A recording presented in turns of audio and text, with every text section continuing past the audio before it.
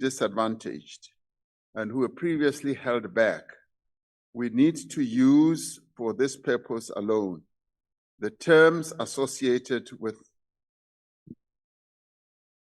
our apartheid past. And not only is the use of such terms necessary to redress, it is also necessary to gauge the progress that we are making to reduce the stark differences in the material conditions between different population groups in our country. Finding terms that are accepted by all South Africans is not straightforward as we would imagine. And there is bound to be debate about what is most appropriate and most acceptable.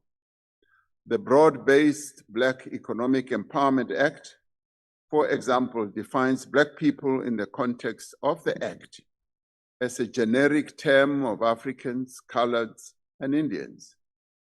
In the census and other statistical reports, Stats SA uses the terminology Black African, Colored, Indian stroke, Asian, and white. The use of race-based terminology will always be difficult for our country, like ours, for a country like ours, to accept as we work to put behind the racial injustices of the past. However, until we have reached our goal of equality for all people in our country, there will be circumstances when we need to use such terminology. Our responsibility is to ensure that our use of such terms ultimately makes the differences they refer to less and less important, until they are rendered meaningless and no longer serve any purpose. We are, as you would say, on a journey to moving away from the shadow of our horrible past. Our horrible past, which defined us as separate groups and separate entities.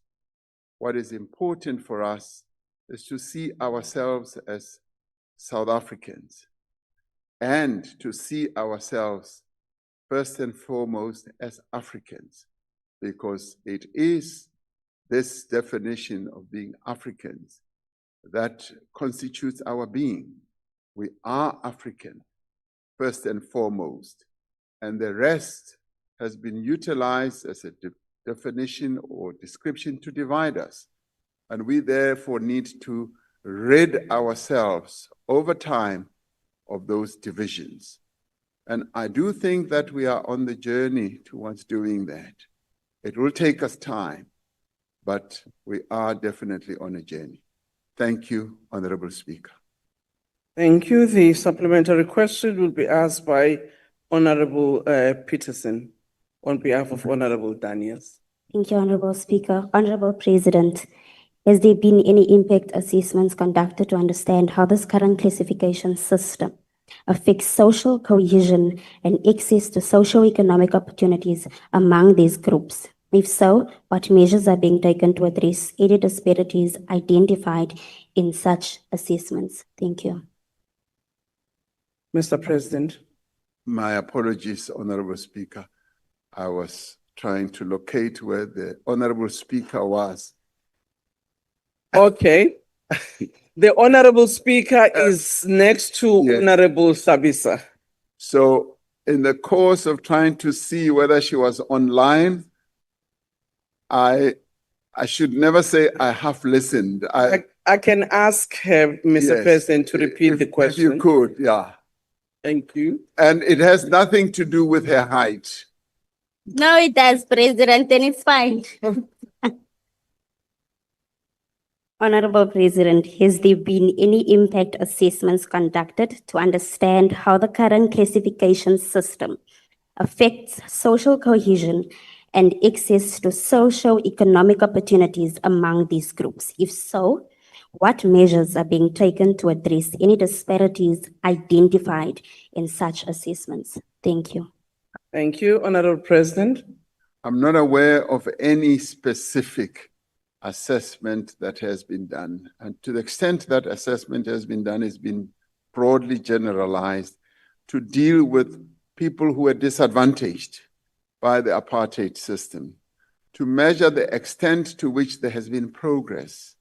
And a number of institutions have voiced their own disappointment about progress that has not been made. For instance, I know that the Black Economic Empowerment Commission has often said that there hasn't really been movement on equity, employment equity, and they've looked at, for instance, the number of Black people in the broad sense who occupy key either managerial positions. And I know, for instance, bodies such as the Black Business Council have also always complained that there aren't enough Black people in the ownership ranks of the companies that are in our country, either listed on the stock exchange or whatever. So there have been those types of assessments.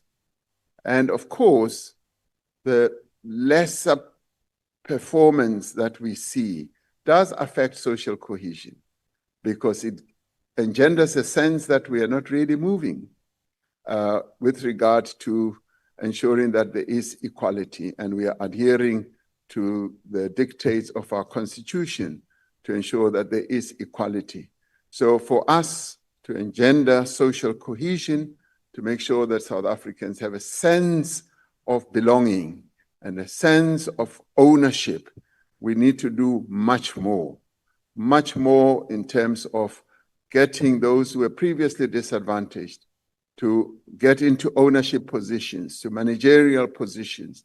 And the other level of inequality is how the women of our country have been relegated to the back.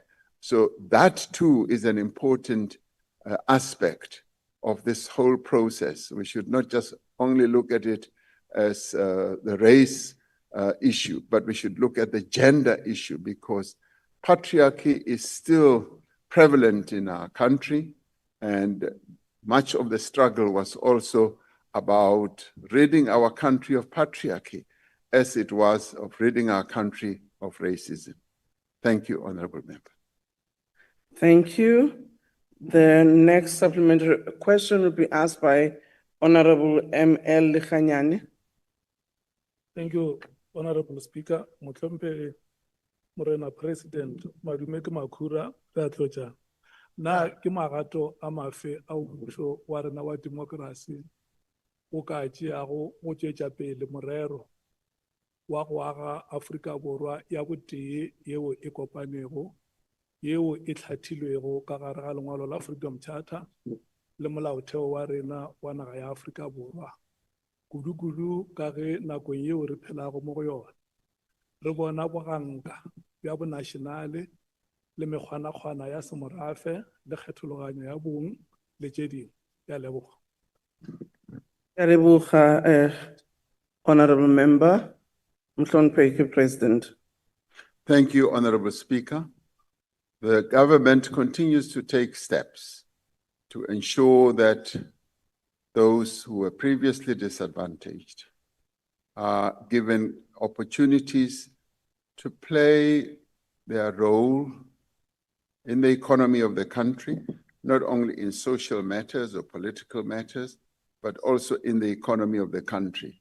And it is really in the economy where the incidents of exclusion, incidents of racism are most felt, because it is in the economic sector where ownership was denied to Black people. It is in the economic sector where control and management of the economic resources of our country were most felt by Black people, those who were previously disadvantaged. And it is for this reason that the government is focusing through legislative means, through various executive acts, on ensuring that, yes, those who were previously disadvantaged are empowered and are given opportunities to play an important role in the economy of their own country, as they do play in the political sphere. So many steps and various steps are taken to ensure that, yes, we do live up to the aspirations that were set up, as you say, in the Freedom Charter. Megato e mentši e tšewang ke mmušo go etsetsa gore bao ba ne ba tshwaretswe kwa morago ba hwetše the opportunities mo ba ka kgonang gore ba kgone go tsenella. Gagologolo kudu-kudu batho ba bantsho ba tshwanang le rena gore re kgone go ba le tswelopele. And so ke di-program tse dintši ba bang ge ba di lwantšha di-program tseo a ba di rate ka gobane ba nagana gore go shebilwe batho ba itseng fela. Epša ha ba lebelela bona gore ba eme kae a ba ipone gore bona ba tlisitswe mo ba leng teng ka baka la melao ele ya kgale ya apartheid. Ano le rena re nyaka gore batho ba rena ba kgone go tswela pele ka tsela e bonagalang, ba kgone go ba le menyetla, ba kgone go ba le di-opportunities tse botse gore go be le tswelopele e bonagalang. Ha re sa etse bjalo go tlo ba le mathata a mantši mo South Africa. Gore re ska ba le mathata a mantši go re tshwanetse gore re nke magato ona ao go etsetsa gore re bule menyetla gore batho ba batsho ba kgone go kena ba šome ba kene mo economing ya lefatshe le. Ka gobane lefatshe le je ka Freedom Charter e boletse ke lefatshe la rena ka moka, a se lefatshe la batho ba bang ba banyane fela e hlile ba basweu, ke la rena ka moka na rena. Tama. Thank you, Mr. President. Honorable Douglas. Thank you, Madam Speaker.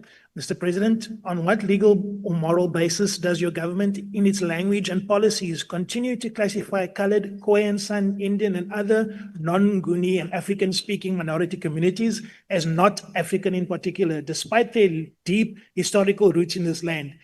Will you admit, Mr. President, this is exclusionary and that this policy amounts to constitutional discrimination? And will you commit to ending all exclusionary language and policies by recognizing all oppressed peoples in government and constitutional definitions, including recognizing the Khoisan as South Africa's Aboriginal people, along with all oppressed peoples, regardless of race, whether colored, Indian, or other communities, as full indigenous Africans in both status and benefit under the United Nations Declaration on the Rights of Indigenous People, which we signed in 2017? If not, why not? If so, when will you make this declaration? Thank you. Honorable President. Thank you. I see Honorable Douglas was reading continuously without remembering what I said at the beginning. Because if he had paid attention to what I said, I did say, Honorable Douglas, that yes, it is most unfortunate that the classifications that we inherited from apartheid have tended to continue. And our clear intent is that we should see those classifications of our people withering away.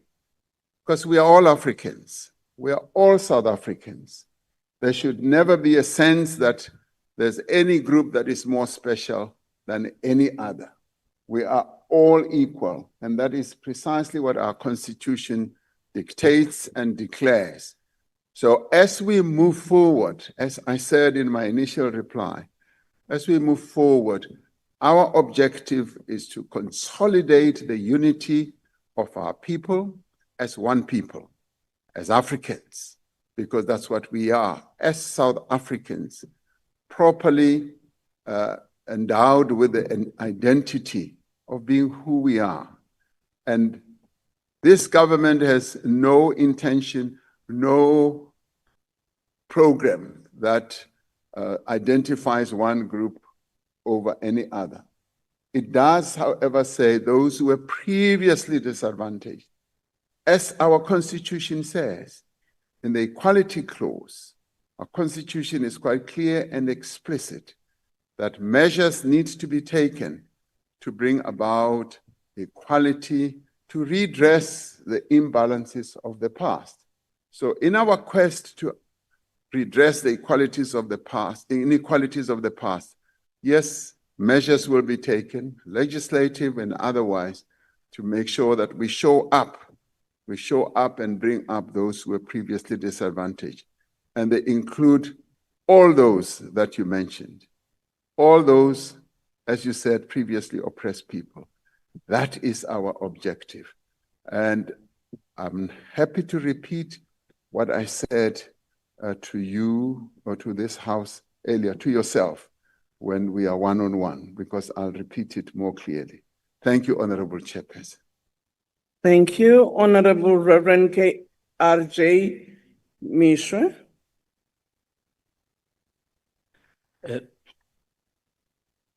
Thank you, Chairperson. Mr. President, I heard you well. But it is not correct that after 30 years of democracy, you still have on paper a racial classification, because it makes those who know they are African, as you just said, but they are not treated as Africans. Maybe because they're not dark enough. This has to be corrected. You cannot tell me, Mr. President, that you are not smart enough to can come with another idea rather than race classification. I understand that there is a challenge, there is a problem that has to be addressed, and government is trying to use that.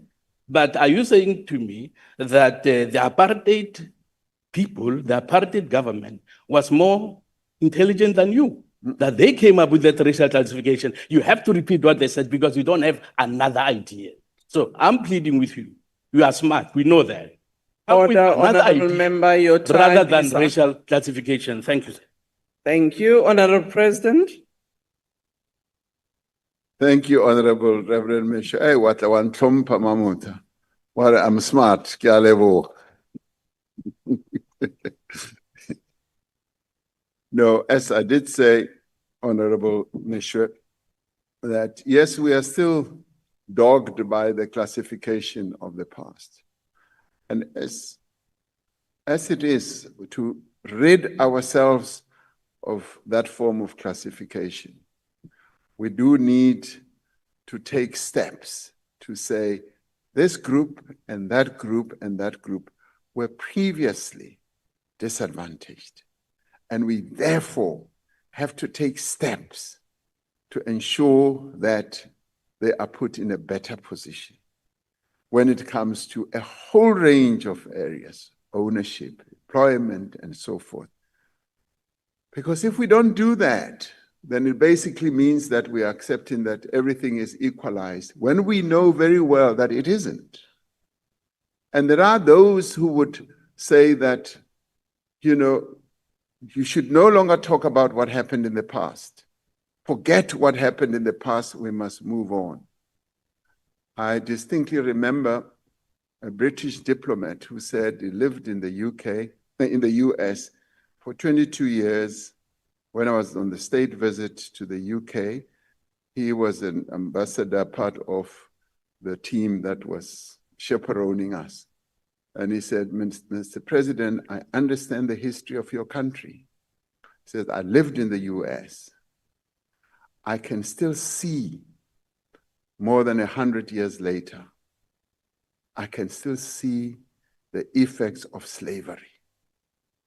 And it is therefore, he said, important that, yes, even the US government needs to take steps to make sure that it rids the United States of the effects of slavery. Because he says, I lived there for 22 years and I could see it every day. So those who would say, forget about apartheid, it was a bad dream. Let's now all be united and move forward. In my view, it is like putting Band-Aid on a deep sore. That sore does need to be lanced. It needs to be properly repaired, and to repair it, you need to go to the depth of it. and be able to do major repair work. And to do major repair work, you've got to name everything for what it is. Because unless you do so, we will never be able to rid our country of the legacy of the past. So that's what we need to do. So we therefore need to embark on programs. We therefore need to make sure that we rid our country of these classifications in the end, to see ourselves as South Africans and as Africans, less so as being colored, Indian or whatever, but just evolve a common identity. We can only do so by dealing with what caused the problem. Thank you. Thank you. We now move to the third question that has been asked by Honorable G. Michalakis. The question is about whether the president intends putting in place measures to shield South Africans from high cost of basic necessities in light of the increase of cost of the average household food basket by nearly 40% above the inflation rate. Thank you, Honorable Speaker. President. Thank you, Honorable Speaker. Honorable members, government recognizes the high cost of living facing South Africans, and we are deeply concerned about this. That is why in the statement of intent, with amongst the parties that constitute the government of national unity, this issue was singled out for special attention. Tackling poverty and the cost of living is one, as I said, of the three strategic priorities of the GNU and forms a central pillar of the medium-term development plan.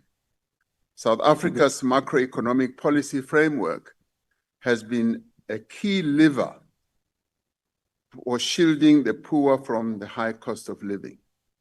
The framework includes an inflation target, which has helped to keep prices low and stable, and has been important in reducing average prices. When inflation is high, the purchasing power of ordinary people becomes weaker. Food price inflation has fallen quite significantly from 12.7% at the end of 2022 to 2.2% in March 2025. Headline inflation, which is a measure of the general cost of living, has also declined, averaging 4.4% in 2024, and inflation has even moderated further to 2.7% in March 2025. Food staples such as maize meal, brown bread, rice, semp, milk, eggs, and other basic foodstuffs remain exempt from VAT.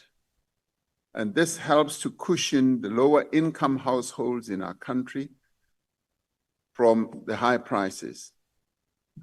Our fiscal policy has been redistributive, prioritizing poor and low income households.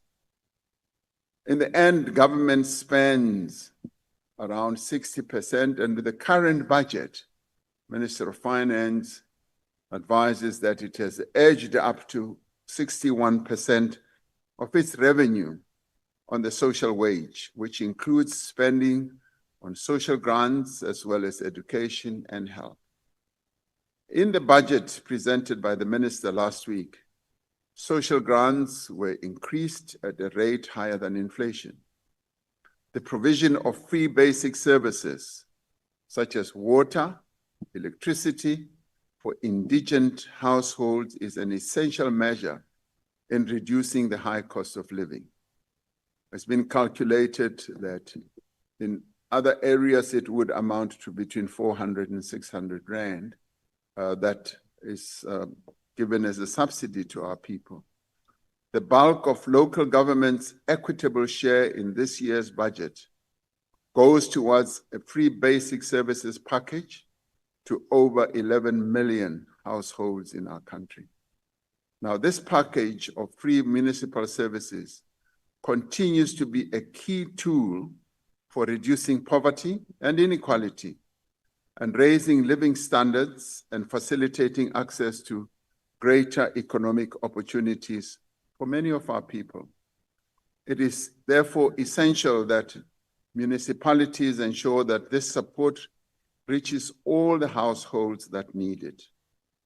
Now, I keep on urging municipalities, Honorable Speaker, to revamp their indigent registers. A number of municipalities have not been doing so on a regular basis, and the allocations that are then given to them are then diverted to a whole number of purposes. And I'm sure that the chief whip of the opposition party, having been a councillor in a municipality, will testify to this. I found this to be especially the case in Johannesburg, where the indigent allocation has not been as properly used as it should have been. Another measure to mitigate the impact of the high costs of basic necessities are a network of over 3,000 center-based food programs that were established by the Department of Social Development to provide nutritious food to poor people and vulnerable people. Now, these centers provide comprehensive services that include psychosocial support, welfare and developmental interventions while addressing the immediate need of providing access to nutritious food and on a daily basis. We're also working to address some of the structural factors that contribute to the cost of living, including the impact of apartheid spatial planning. We are therefore reforming our housing policies to provide affordable housing closer to economic centers, as well as improving the capacity of commuter rail services, making it in the end less expensive for people to get to work or to access services. So there is a whole plethora of interventions and measures that are being put in place and have indeed been put in place to lessen the cost of living for our people. And many of us will admit that the cost of living has just continuously gone high and high, and it is the responsibility of government to make sure that we do cushion the blow that our people suffer from higher costs of living on an ongoing basis. Thank you, Honorable Speaker. Thank you, Honorable Michalakis. Thank you, Madam Speaker. Thank you, Mr. President, for reconfirming the GNU's commitment to shielding South Africans against the high cost of living. But ultimately, Mr. President, there is only one way for us to achieve this, and that is to grow our economy. In your State of the Nation address, you announced the 3% economic growth target to create much-needed jobs. But our growth rate has since been revised to approximately 1%, which I think you would agree is far below what our people need. A recent IMF analysis indicated that by cutting red tape for our entrepreneurs and halving business and labor market regulations, we can narrow our rate of inequality by up to 10% to grow our economy, to create jobs, and to achieve further economic redress. Mr. President, will you commit to a comprehensive cross-departmental review of all business and trade regulations and to instruct your ministers to repeal those regulations that stifle small businesses and do not add value to the economy and job creation? Thank you. The Honorable President. Honorable Speaker, Honorable Michalakis, you and I are ad idem on this matter. If you have listened very carefully, and I've been told that you are a very careful listener, if you have listened carefully, you will recall that this is a matter that I've raised on a number of occasions. Now, you want a commitment from me. Be careful what you ask for, because you may get it, because that's precisely what ministers in the GNU government are being directed to focus on, to reduce the regulatory burden. And all of us will admit that our country is overburdened with regulations. We've got tons and reams and, pages of regulations for everything.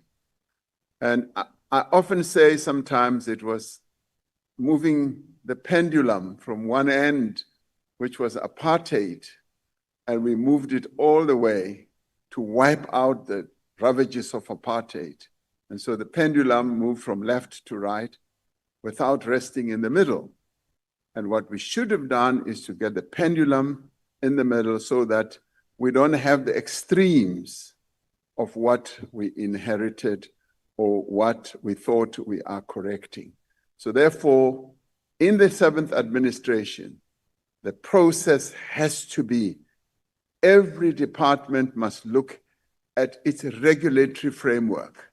And those regulations that militate against growth, those regulations that impede our growth movement forward quickly should be reviewed. And those that will need this House to review, either in the form of laws or regulations, should be brought here with clear arguments of why they need to be amended. So this regulatory review process is what I'd like all of us in the government to be about, so that we have speed of execution of various interventions that we have. We've got big dreams. We've got a medium-term development plan that engenders us to do many things of an innovative nature fast, but we now need to focus on what is going to hold us back from doing precisely that. So you and I are in agreement, but be careful what you ask for, because you will get it. Thank you. The second supplementary question will be asked by the Honourable Sapu. Thank you very much, Deputy Speaker. President, in reference to the recent stats issued by Stats SA on the issue of unemployment, which reveals that 60% of the 32% of unemployment are young people. I want to check, President, what are the immediate government interventions to address the issue of high rate of unemployment for young people in this country? Linked to that, President, what is the government interventions to assist rural provinces like your Eastern Cape to attract investors, for them to grow their economy, and for them to enable MSMEs, which are the sector that has a capacity to create massive jobs? I wanted to check that, President. Thank you very much. The Honourable President. Thank you, Honourable Speaker. Precisely the last point that you raised, what measures and interventions are we taking to assist small, medium enterprises? Our Department of Small Business is committed to assisting small, medium enterprises as much as we possibly can. And we've come up with a number of interventions, grants and loans and assistance programs, such as, increasing their level of capacity to learn new ways of doing business, and also assisting the sectors, the various sectors, to be well geared for economic growth and job creation. So our focus really is to assist as many of our entrepreneurs as possible. And to this end, we're launching funds, the Transformation Fund that we've launched, and a number of other funds through CIFA and CEDA, all that we are doing to assist our small, medium enterprises. And with regard to staving off the high level of unemployment, a number of programs are underway. But in the end, we've got to grow our economy, and growing our economy requires that we should make South Africa an investable economy, where those with money can come to South Africa and say, we want to invest. Current companies in our country should not feel hamstrung with regard to investment. This morning, we were having the infrastructure symposium, where we were reaffirming the commitment that the Minister of Finance made here, that we are, over the next 3 years, going to pour in R1 trillion in infrastructure. And we did say this morning that infrastructure is the flywheel that is going to enable our economy to operate at a higher level as to be able to create jobs, not only in construction and maintenance, but also in the other related subsectors, such as manufacturing and many others. And it is through a commitment such as this that we'll be able to demonstrate a clear ambition on our part, which it is, that we intend to grow the economy and inject needed funding. Now, this morning we said that whilst the government will commit to R1 trillion over the medium term, we would like to attract R3 trillion from the private sector into the economy. If we can, over the next 3 years, pump R4 trillion into our economy, it is bound to have a positive impact. And to this end, we have come up with a number of funding, innovative and new funding methods to be able to entice the private sector to invest in infrastructure, in our economy. And it was very interesting that this time round, the symposium was oversubscribed. It had many, many more people who were in attendance. Minister McPherson and Deputy Minister Zikalala were quite overjoyed by the attendance of the various people who are either financiers, construction companies, material suppliers, and developmental agencies and all that.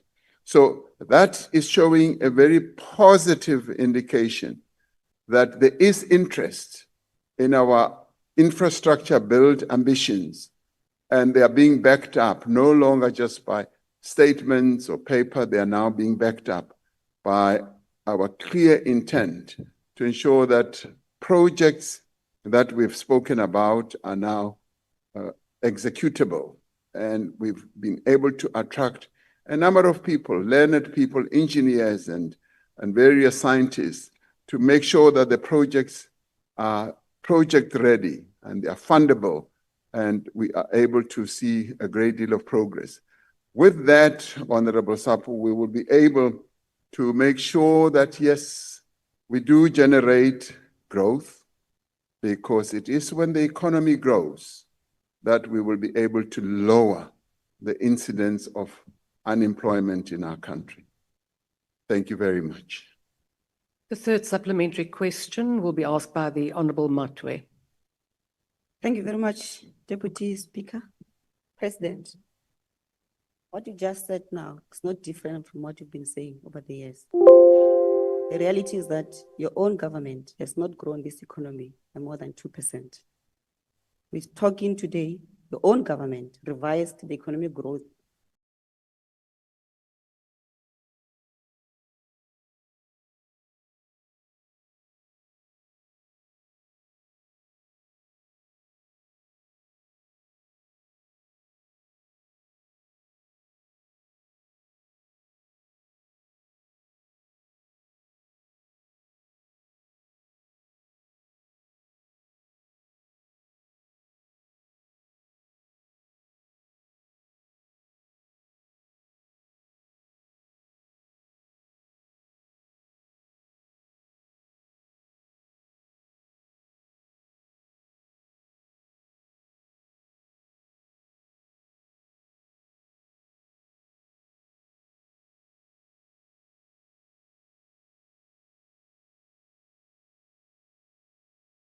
Are going finishing, beyond Deputy your time, and you are not that's fine. acting. Honourable Maotwe. Honourable Maotwe, You have to protect me. honourable members, please give me the opportunity. Honourable Maotwe, you are now 40 seconds over your time. Deputy Speaker, I was disrupted by these people. No, honourable member, So, there President, was you failed no to protect interruption. your Honourable constitutional court. Maotwe, Will you please Unlike President sit Thabo down? Mbeki, Honorable when he had Maotwe, the I same am now platform, he cautioning you. protected the constitution Honorable of this Maotwe, country. will you please leave the chamber? Honorable Maotwe, I have been cautioning you a number of times. Now I'm asking you because you are ignoring and disrespecting the chair. Honorable Maotwe, I have asked you to please leave the chamber. Chairperson, you Yes, only she cautioned must her kindly once. leave, Speaker. How many cautions must you give a member before you eject them from the 3, house? which I have. You cautioned her once. You No, said, I I'm did cautioning not. you. I said And then she caution sat 3 down. times. No, after No. 46 seconds. Honorable Maotwe, please leave the chamber. That is my instruction. If you do not want to, Sergeant at Arms, could you please assist? Honorable Maotwe. Deputy Speaker, is it because he was touching you on the Americans? You can't do Honorable that. Sergeant at Arms. No, Deputy Speaker, that's not how we operate. No, that's not how we operate. Honorable Maotwe, You want the member. You only just told her that she has spoken over 40 seconds. Honorable And after Mente. that, she must leave the house. That's not how we work. No, that's not how you work in the EFF, not in Parliament. Here over the Honorable time, Mente. and you did not stop them. Honorable Mente, I am also cautioning you. That is now the second one. Honorable Mente and the Sergeant at Arms. I am now calling the Sergeant at Doesn't Arms. change the fact, Deputy Speaker, you can remove us from this Please come house. in. You need to The follow president has the failed to rules protect of the constitutional Parliament court when I ruling, speak. which Honorable said kill the Boer, kill Sergeant the at farmer Arms, is a please come and chant, assist and the therefore Honorable doesn't Maotwe. constitute to a hate speech. That's why you are sitting on that chair. You are trying very Deputy hard to Speaker. Otherwise impress you'll not Julius be on here. our time. If that was Stop true. it and go out. I fuck off when Not in an auction of impressing Julius Malema, man. Can you go out? You don't have time. you are scared And of you are white quiet, people. you are not throwing that Honorable one out. Speaker. We are worshipping white people here. Honorable Deputy Speaker. Second one. Honorable You are Mente. scared of white people when I speak. You are scared of white people. Honorable Deputy Speaker. I'm not recognizing anyone now. You may not, in terms of the rules, intervene at any point whilst a But member Deputy is Speaker, our asked hands to. are up here. Can you recognize us as well? I have just ruled, Honorable Mkalipi, you should know the rules, that whilst someone is being removed, that you may not interrupt the process, because then you are also in breach of the rules. So I am cautioning you, Honorable Mkalipi. You want all members of the EFF out Honorable of that house because you Mkalipi, I am cautioning you now for the second time. But Deputy Speaker, why are you Honorable saying you are Mkalipi, that questioning is me while now I'm the quiet? third time that I'm cautioning you. The table, But I'm please quiet. remove Why are you calling my name while I'm Honorable quiet? Mkalipi from the Hey, platform. keep quiet. You are not quiet when I'm calling. Keep quiet. Honorable Hey, Piri. when I shut up, when I Piri, shut up.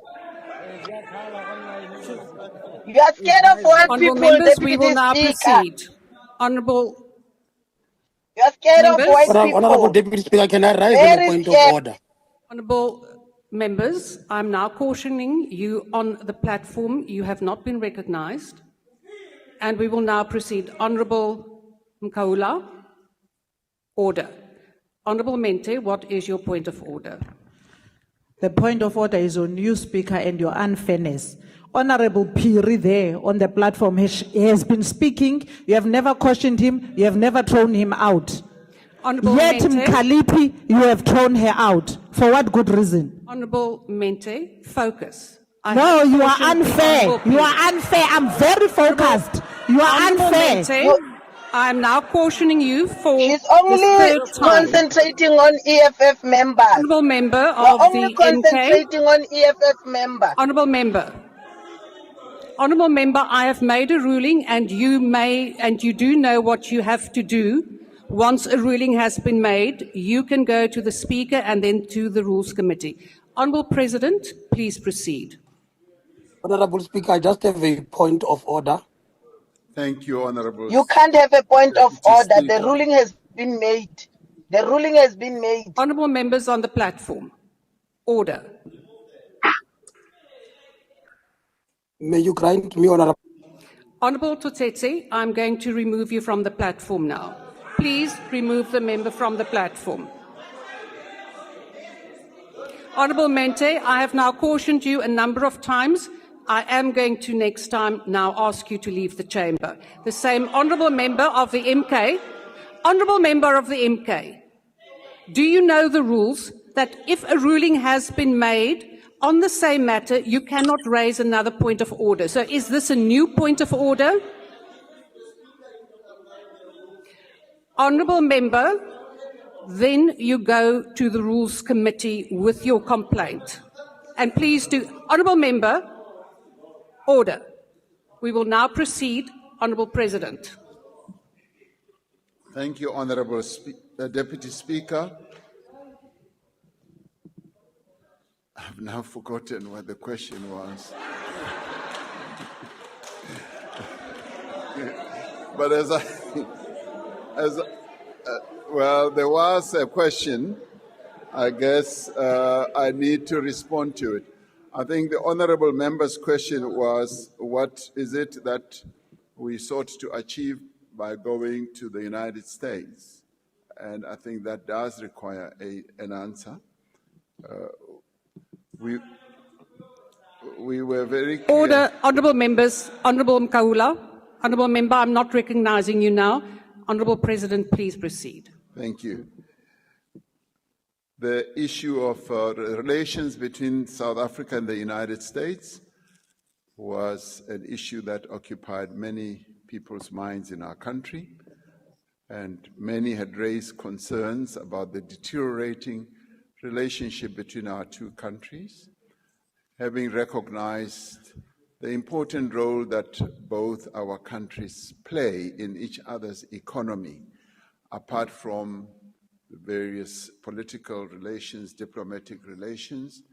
And we realized that the impact on our country's economy would be adverse unless we were able to repair or reset the relationship between our two countries. And to this end, in a telephone conversation with President Trump, when we were discussing other global matters such as Russia and Ukraine, we agreed that we should meet. And it was to this end that we traveled to the United States with a delegation that all of you would have seen as it was broadly televised. We really had three objectives. The first was to reset the relationship between two trading partners, partners that have had dealings over many years and where we invest in each other's economies. The United States has some 601 companies that are invested in South Africa, and we similarly have a number of companies that have invested in the United States. A number of our jobs, some of the sectors that would be affected would be agriculture, the auto sector, and the steel and aluminum sector, and a number of other sectors that make machines, and the mining sector, where we sell critical minerals to the United States, would be adversely affected if the relations were not straightened out. So it was to this end that we were motivated to reset that relationship. The second objective was to set up a process of engagement between the United States and South Africa. There had hitherto been a process of disengaging, where we were no longer really engaging at a government level to deal with issues that governments normally deal with on an ongoing basis. And we wanted to engage on tariffs, on investments, and related matters.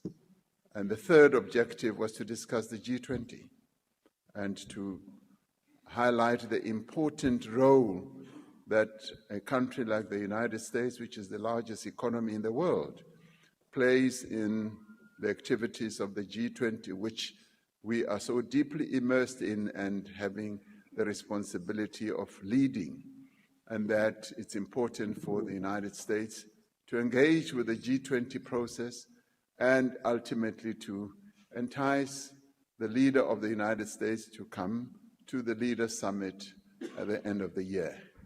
So broadly, those were our objectives, and there could be a fourth one, which would be just the promotion of investment by American companies and South African companies in each other's economies. So we do believe that we achieved those objectives. The engagement with the American government has started. Soon after we left Washington, the engagement has now commenced, and there are discussions that are happening in relation to tariffs, in relation to investments, and we believe that we have reset the relationship despite what we could have seen on television. We were able to have a much more meaningful discussion and meeting with President Trump and his representatives during the quiet room where we had lunch together and had meaningful exchanges on a number of issues. And we do believe that the engagement will continue through the G20 process. So that was the main objective of the visit, and we do believe that the United States continuing to play such a big role in the life of our economy, it was necessary and important for us to go and engage with them, because many of our people's jobs are dependent on our economic dealings with the United States. Thank you, Honorable Speaker. The last supplementary question will be asked by the Honourable Hadebe. Thank you, Madam Deputy Speaker. Your Excellency, given the sharp increase in food prices and its impact on household well-being, particularly in rural and underdeveloped areas, what role does the President envisage for the Department of Agriculture, Land Reform and Rural Development in supporting subsistence farming and small-scale agricultural initiatives as a buffer against food price volatility? Thank you. The Honourable President. Thank you, Honourable Deputy Speaker. The issue of the rising prices in food items is a concern for all of us, but we've seen how the lowering of inflation has had a rather positive impact on a number of food price items, and so that pleases us. But at the same time, our VAT exemption on staple foods also helps to cushion the poor against rises of prices in a number of others. But we can't stop there. We do need to embark on other interventions to assist our people to be productive when it comes to agriculture, to land reform. As it is now, our land reform process continues. Minister is continuing to hand over certificates and to engage with beneficiaries of land reform and to encourage them that rather than take money compensation, they should rather stay on the land, and that we will embark on assistance programs to help them to turn the land that they inherit or get into productive centers. The Department of Agriculture is also assisting a number of farmers and targeting a number of subsectors of the agricultural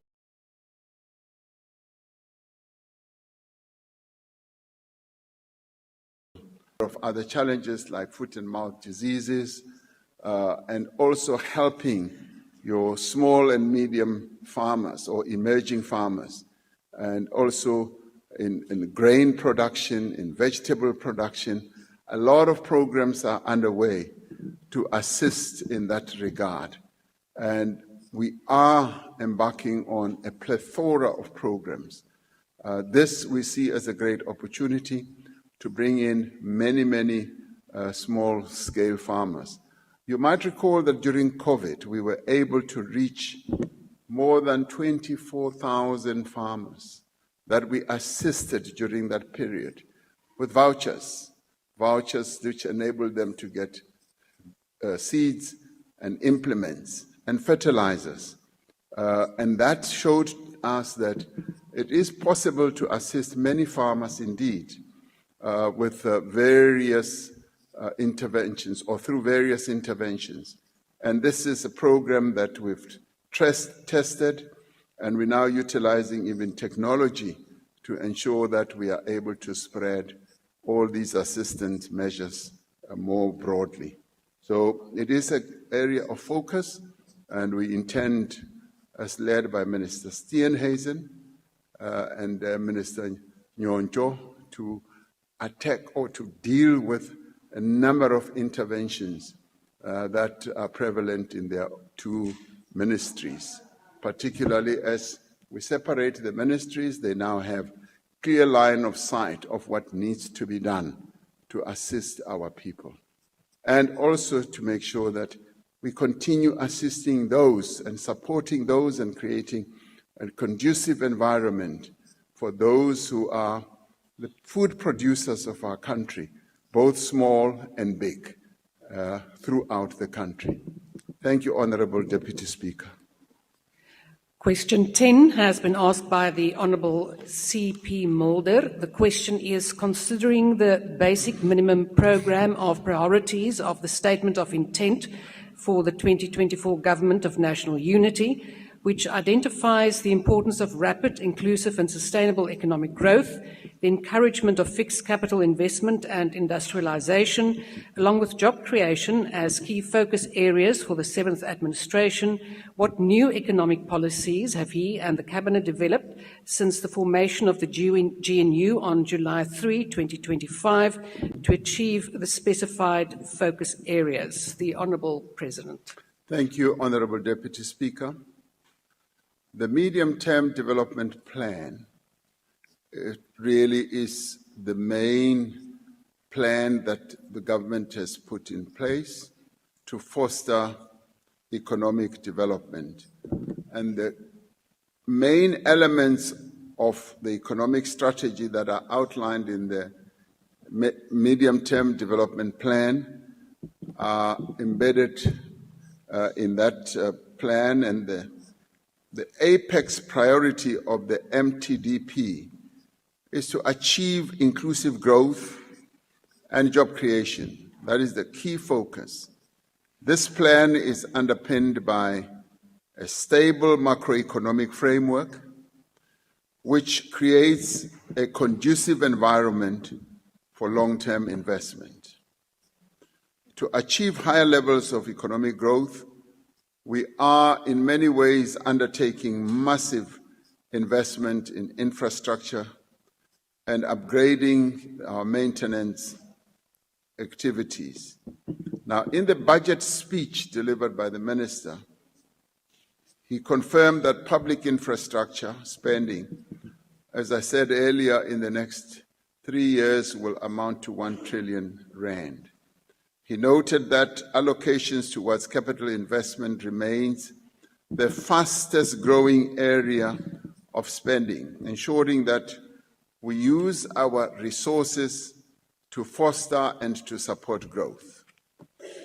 And with this, public spending on infrastructure will be complemented by the reforms that we are and have embarked upon to the regulatory framework to enable public-private partnerships, as well as streamlining infrastructure financing and project preparation mechanisms to be firmly installed and implemented.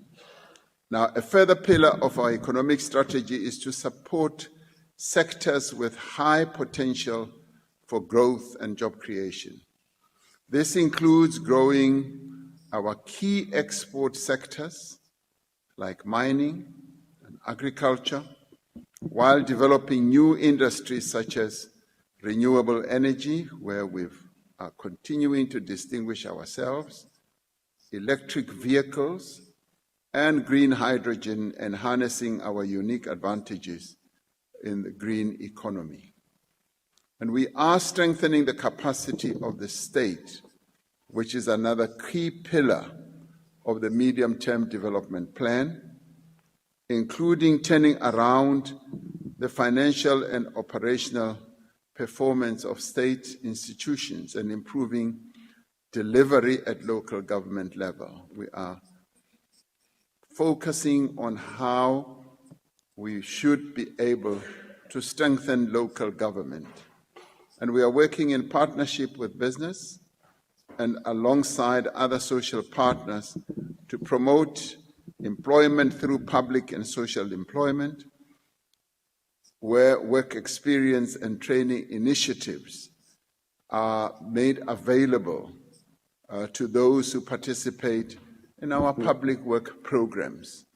Our public work programs are aimed at bringing in not only young people, but people who are also beyond 35, to be able to give them either skills or training possibilities so that they are able to support their own livelihoods. Finally, we are implementing structural reforms to increase efficiency as well as competitiveness while addressing constraints on job creation. Now, the second phase of Operation Vulindlela, with the first phase having been quite successful, is an important part of our strategy to drive more rapid and inclusive economic growth, and also to make sure that we implement this second phase with a great deal of vigor, having learned from the experience of implementing Vulindlela 1.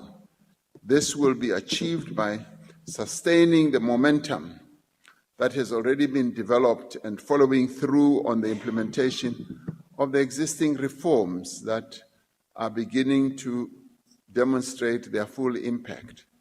And this includes, for instance, transforming the electricity sector to achieve energy security, creating a world-class logistics system to support export growth, investing in water infrastructure to ensure water security, and to reform the visa regime or system to attract skills as well as investment.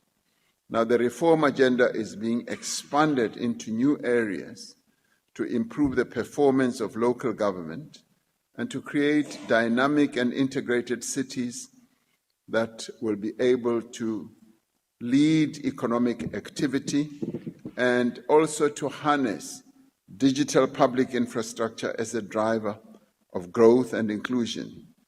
Now, as part of this next phase of reform, Cabinet recently approved the ambitious digital transformation roadmap to leverage digital public infrastructure as being part and parcel of our growth program, focusing on digital identity, digital payments, data integration, and digital services as well. Now, this may sound very ambitious, but we are determined as the government of national unity to execute all this.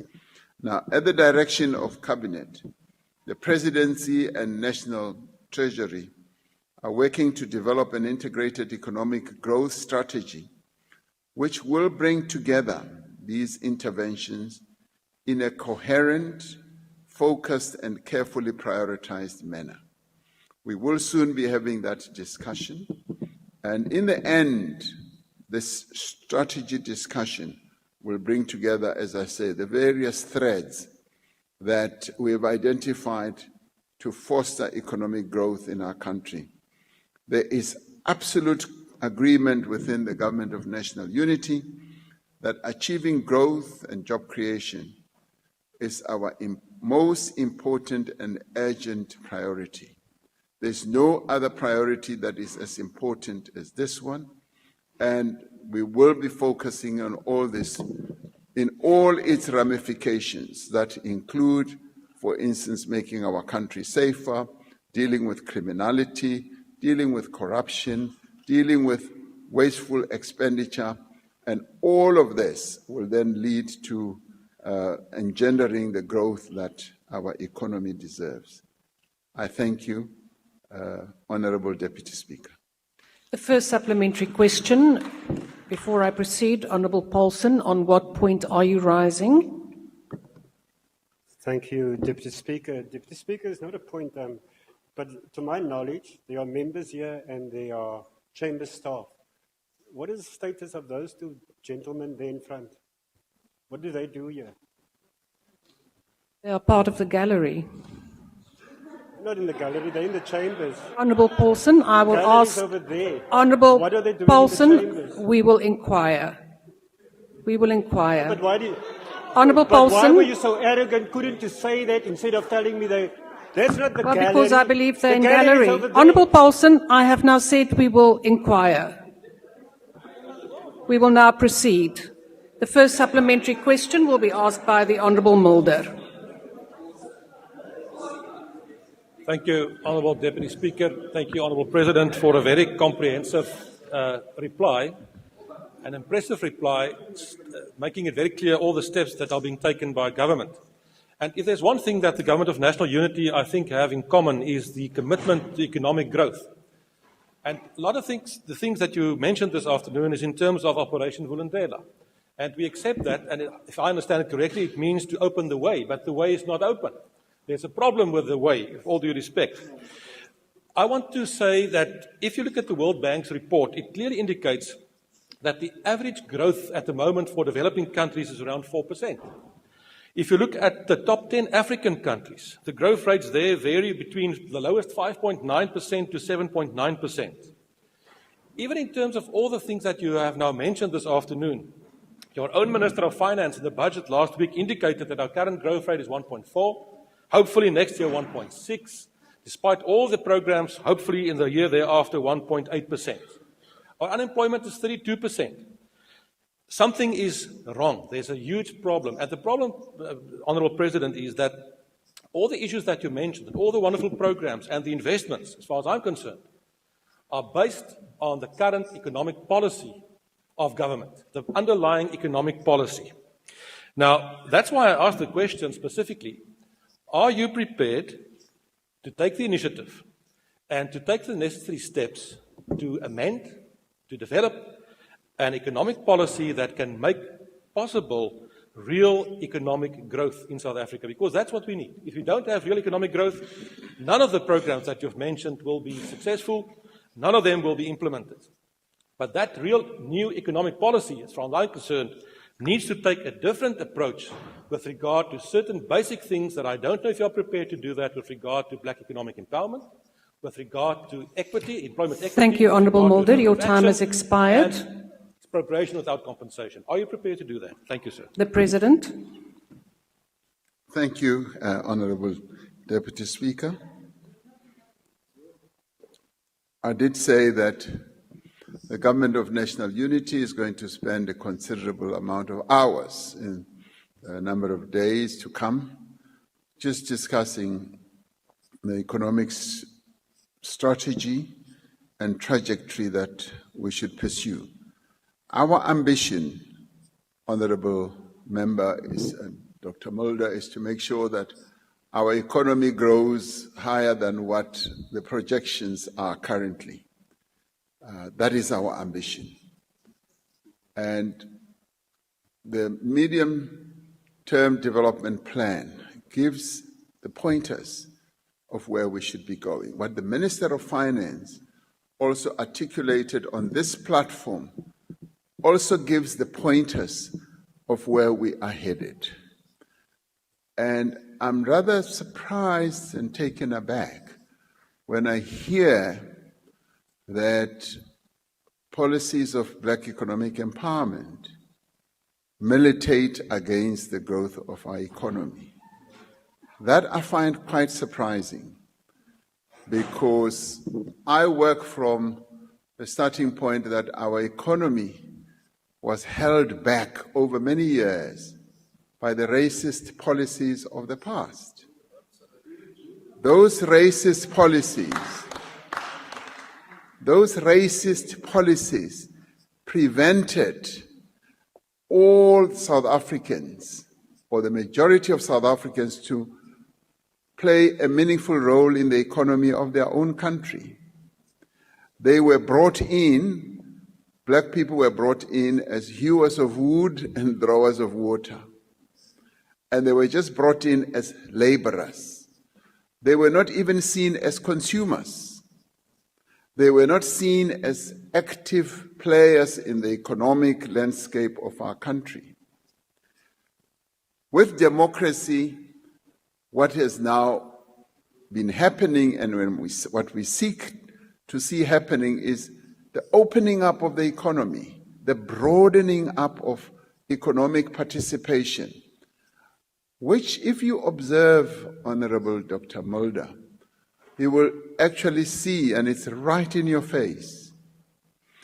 You know, in apartheid South Africa, if you looked, for instance, at adverts for commodities, you would never see a black person being made to advertise either soap or milk or anything. Today, every advert you look at has got black people, because it's now been realized that it is black people who are the consumers, and they are economic players. Now, those who would want black people just to play the consumer role are truly mistaken. Black people must play a productive role as well. So I am really baffled. I'm baffled by people who still hanker for policies of the past. And to have you, sir, saying black economic empowerment is holding our economy back goes completely against even what the World Bank says. Now, this I find quite surprising, because what is known very clearly as well is that, and a few years ago, the World Bank and the IMF came up with a report that one of the things that holds South Africa's economy back from growth is the level of concentration. Concentration, because they said the ownership of the economy is in far too few hands. Ownership has not spread. That is what the World Bank and IMF said. And that is precisely what happens in other countries. When you go to other countries, you'll find the citizens. I mean, in Africa, it will largely be black people. Wherever you go in the world, it will be the citizens.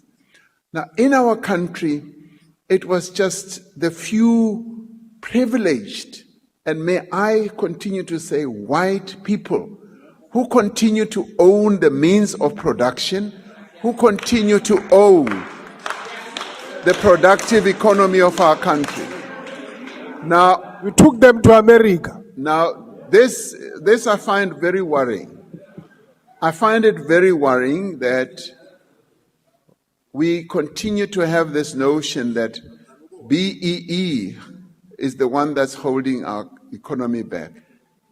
It is the partial and exclusive ownership of the means of production in our country that is holding this economy from growing.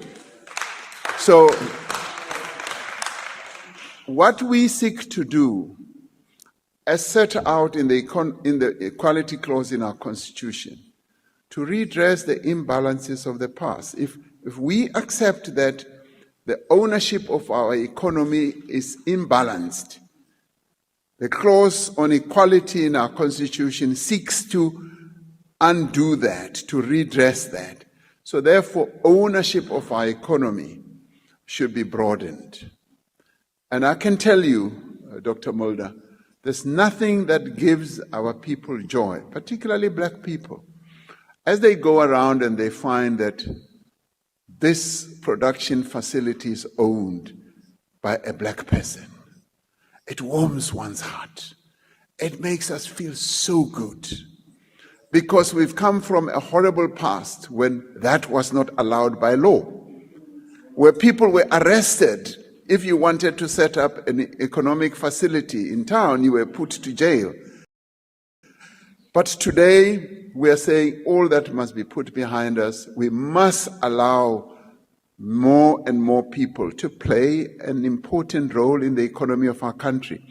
And this is what baffles me by those who are opposed to black economic empowerment. I say, what do you want to see happening? Do you want to see black people continuing to play the role of laborers, drawers of water, hewers of wood, and consumers only? Why can't black people be made to own productive aspects of our economy? Why can't they be rich as well? That is what needs to happen. Because it is when they get to that level. Dr. Mulder, you look at the Afrikaners, the history of your people. If you look at the history of your people, they were held back by the English. And with later days, they were enabled. They became more and more economically empowered.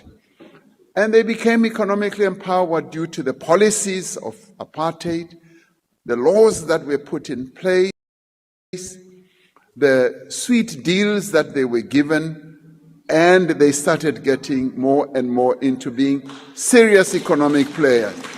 Why can't the same be done for black people? Why? And this baffles me. Really, I don't understand it, because to me that is the normal thing to do. You need, as a nation, to say, this group has been disempowered. It's been disempowered, we need to empower it. Like the approach we have now, the rural areas of our country have been disadvantaged, and we're seeking to direct more and more assistance and empowerment to the rural areas, so that the rural areas also come up. Now, anyone who will tell me that that is wrong, really, I think they must have their heads examined, because that cannot be the case. So, my answer, therefore, is our objective is to spread economic participation broadly. And I will hold on to the argument that the more we have previously disadvantaged people playing a role in the economy of their own country, the better it is. Because then we are able to bake a much bigger cake so that everyone participates in having the cake. Thank you very much. Thank you, Honourable President. Could I again ask the members on the platform to please make sure that your devices are muted? The second supplementary question will be asked by the Honourable Makubela. Thank you, Deputy Speaker. Your Excellency, Mr. President, you mentioned that the medium-term development plan responds to the objectives of the basic minimum program of the GNU. Correctly so, Mr. President. How then will you ensure that the government that you preside over, which is the government of national unity, ensures that the three main strategic objectives of the MTDP are correctly financed and there is adequate budget allocation towards the minimum program, which is aligned to the MTDP? Thank you. The Honourable President. Thank you, Honourable Deputy Speaker. That is a very good question, particularly after the presentation of the budget. If you look at the budget as presented, it is a growth budget, much as a number of aspects or platforms have been scaled down. It is a growth budget. And a clear demonstration of why it is a growth budget is the allocation, for instance, for what we believe will drive the economy, the infrastructure spend. Over many years, our infrastructure spend has been going down and down, and wrongly so. And we've now made a clear commitment. And this has also been largely after doing quite a lot of research on finding new and innovative methods of funding infrastructure. We have for the longest time been held back by the constraints that we've always believed in, that the fiscus is so constrained that we cannot be more ambitious. Now we're becoming more ambitious and saying, yes, there are other and new funding methods. For instance, the minister spoke about launching an infrastructure bond, where we are going to be able to attract private investors to buy an infrastructure bond so that we can build now. And obviously we'll service the bond as we move on. And it becomes a bond that is traded, and there are other new methods also. Front-loading funding, there are PPPs that we will enter into, there are build, operate, and transfer processes that we will embark upon. So a plethora, or rather many, funding methods and opportunities are coming to the fore.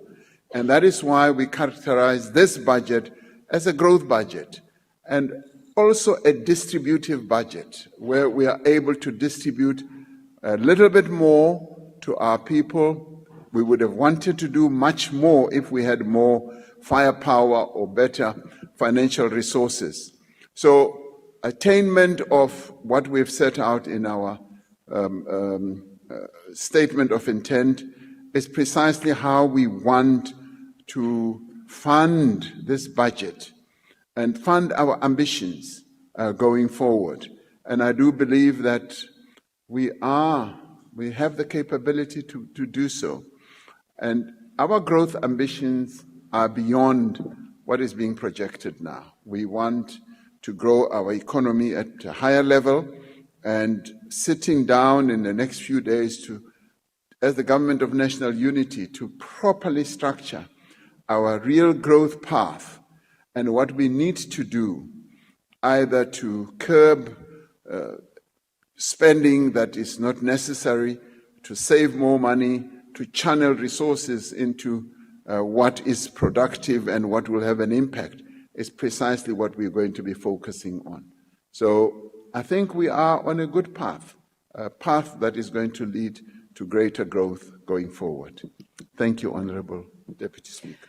The third supplementary question will be asked by the Honourable Burke.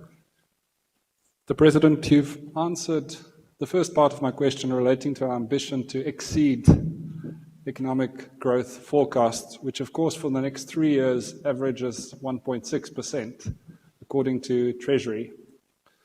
And we in the DA are committed to a GNU that does in fact grow the economy. So the balance of my question is whether you intend to drastically accelerate the policy measures that are pro-growth.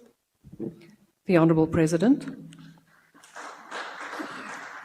Honourable Burke, as you are being applauded for the question that I've already answered,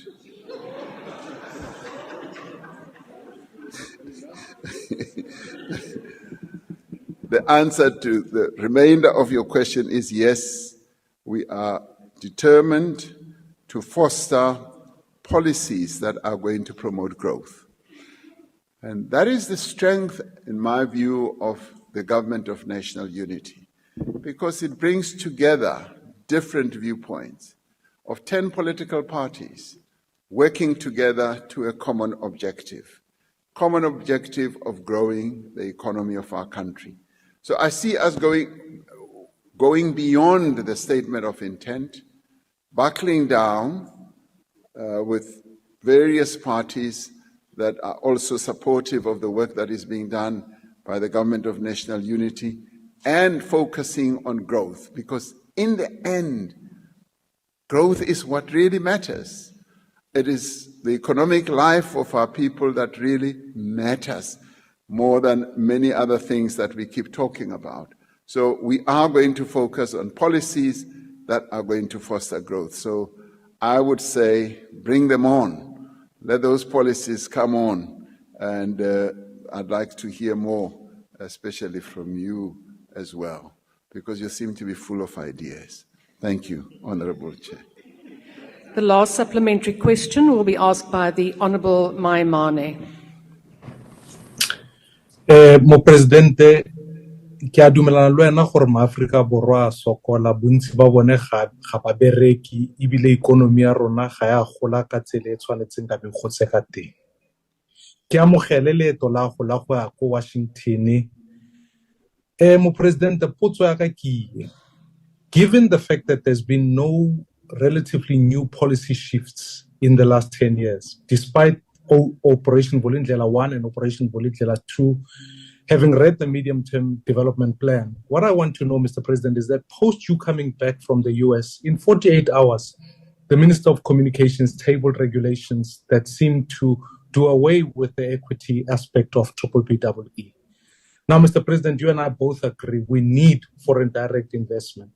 So what I want to understand from that position, that of the tabling of the new regulation, is whether the same will be extended to South African companies so that we can improve gross capital formation. Because we can obsess about Thank GDP. you, Honourable Maimane. Your time has expired. Let's obsess about investment, Mr. President. So I want to know if you are changing Honourable that regulation. Maimane, your time has expired. Honourable President. Thank you, Honourable Deputy Speaker. We expect that our growth path going forward will be a combination of various initiatives, interventions, and without steering away from the key tenets of our Constitution. Our Constitution is very clear. We've come from a horrible past which we even address in our Constitution, in the Equality Clause, where we said we need to recognize what has happened. Our preamble speaks to that. Our Equality Clause is quite clear that in order to foster equality in our country, which is a noble objective, we need to take a number of measures, legislative and otherwise, that are going to redress the impact of what was done in the past. So as we move forward, we are going to need to address those terrible legacies of the past as we grow our economy. And what we seek to do is to grow an inclusive economy, not an economy that exclusively focuses on the growth of a particular group, but we want an inclusive economy that focuses on the growth of all and focusing on those who were right at the bottom of the step ladder, so that they too can move up to the top of the step ladder. So to do so, we will need to take into account where we come from, what our Constitution says, what our laws say, and be able to move forward in a very determined way. Thank you, Honourable Deputy Speaker. Question number 11 has been asked by the Honourable Mente. Your point of order. Yes, Deputy Speaker, we haven't received an answer on who are those gentlemen seated there in the chambers. My apologies, Mr. President. Yes, indeed, I have just received it, so I will gladly read it to you. Those gentlemen are protectors, and that is indeed in the gallery, although not clearly delimited, and that will be done in future. Thank you. Honourable Mente. No, Speaker, can we do a proper demarcation, because this side is the House. Anyone who's not a member sworn in can't be on this side of the House. They must go sit there. We're members of the House here. We've been searched there. We're not carrying any firearms. We're not going to shoot anyone. Can they go sit that side and not sit with us this side? Thank you. Thank you, Honourable Dugmore. But whose protectors are those, Deputy Speaker? Honourable Pambu, I did not recognize you. Honourable Dugmore. Thank you very much. Please recognize me. Honourable Dugmore is on the floor. Yeah, thank you very much, Deputy Speaker. Deputy Speaker, this is a point of order. I believe that you have provided an explanation, and I think that if there are further concerns about your point about demarcation, this is a matter that the Rules Committee can discuss. I really don't think it's an issue that needs to be dealt with now. The explanation has been given, and I think that's adequate. Thank you, Honourable Dugmore. That is what my ruling would have been now, that this matter be taken to the Rules Committee. It can also be discussed at the Chief Whips Committee. Chief Honourable Whips Forum. Speaker. Honourable Maimane, is that a point of order? It's a different matter, Honourable Speaker. It's just the President did not answer my question. He gave a similar Honourable response to the previous one. Honourable Maimane, you know full well that it is the President's prerogative to answer the question in the way that he sees fit. And you can write to the President if you have any further clarity. Honourable members, I have now ruled on this matter. I'm not taking any. Honourable Chilinga, no. Honourable member, this is now the second time that after every ruling I've made, you want to challenge the ruling. You know how to challenge the ruling. It is not here. Honourable member, I do not recognise you any further. We will now proceed. We will now, Honourable Makaula. Honourable members, I have now ruled on this matter and I cannot entertain, in terms of the rules, I cannot entertain any other further comments on that particular matter. Honourable member of the EFF, what is your point? It's a separate matter, Speaker. You just said they are protectors. Who are they protecting? They are protectors of who? Didn't tell us. They are the protectors of either the President or the Deputy President who is So you don't know? No, but you must be certain, Speaker. You must be specific. Are they We don't know protecting the who are they President or protecting. protecting the Deputy President? We can't just have people here in Member, I'm Parliament not and we now don't know in who a they are. discussion with you.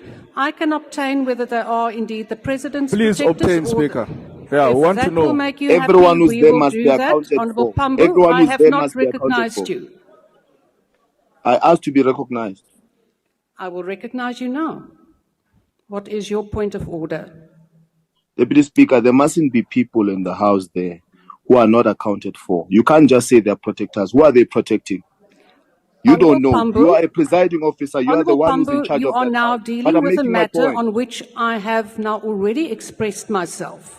Yeah, but we're Could I calling please a point ask of the order Chief on Whip you. of the EFF to instruct your members on the actual No, rules you can't tell of our that? Chief Whip Honourable to Pambu, instruct I am me. now The Chief cautioning Whip will you, instruct me. Honourable Pambu. Point of order, Speaker. Makula. Point of Honourable order, Speaker. Makula. Honourable Malema, your member is on the floor. Thanks, Deputy Chair. Mina ngisuka eNanda, angigadwe umuntu. What about yena? Nami kusho ukuthi angize nama-protector ami kabazongigada la. Honourable Makula, Ungagadwa kanjani emzini wakhe enganeni zakho? I have already ruled on this matter. I do not entertain further No, discussions. abaphume laba Honourable baye emnyango. Makula, we will now proceed. I will obtain the information whether it is indeed the Deputy President's protectors or the President's protectors. Honourable Paulson, I have ruled on this matter. Honourable Makula. Honourable Makula. Order. The President's hand have been up. Please Honourable recognize the President of the EFF. Honourable Tlangwini, I have not recognised you. We will now proceed with the next question. Question number 11 has been asked by the Honourable... I said point of order and you said you recognize me. Honourable Malema, what is your point of order? why Is are it a you what new you are point doing? of order? Why?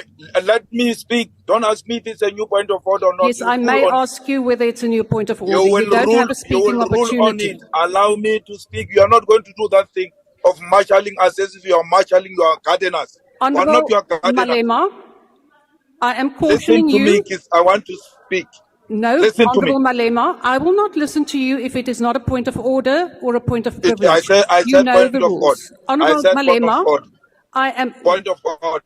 Good. What is your point of order? Refer me to the rule. The point of order is you can't say the president has got a right and a prerogative to answer the questions the way he likes. He doesn't have such a prerogative. He's duty bound to answer questions to the satisfaction of the members of parliament. because this is not just passing time session. That's where we're going to get proper, real, legitimate answers. So if honorable member says the president has not answered my question, you cannot answer that for president. President must decide whether he has answered that question or he thinks he can do much better. You can't say he's got a prerogative he Honourable doesn't have. Malema, if you can point me to the exact rule and wording that states that it must be to the satisfaction and liking of the member, I could consider it. But at this point, you did not, and there is no such specific recommendation in the rules or stipulation. We will now proceed, and Honourable Malema, Malema, I've now dealt with the matter. Yeah, you must also refer me to the rule that says he's got a prerogative. Why do you want people to show the rule and you don't show Honourable the rule? Malema, I have now ruled on this matter. You are an elected person like all of us. Honourable Malema, I'm cautioning you, you will be removed. You can't question me, I'm removed already. What do you mean you can Honourable Malema, I am now going to remove you from the platform. You've been bullying Table EFF staff, here if you with can your please racism. remove the Honourable Malema from The white the platform. madam bullying the EFF. You think your whiteness gives you... On a point of order, Speaker, Deputy Speaker. Honourable Pambu, I have not On a recognised point you. of We order, will now Deputy proceed. Honourable Pambu, I will I'm not ra- recognise you now. We have dealt with this There's a matter. point of order. We have been Honourable raising our Pambu, hands we will here. now, and Honourable Mklangwini, I'm cautioning you now. We will now remove you from the platform.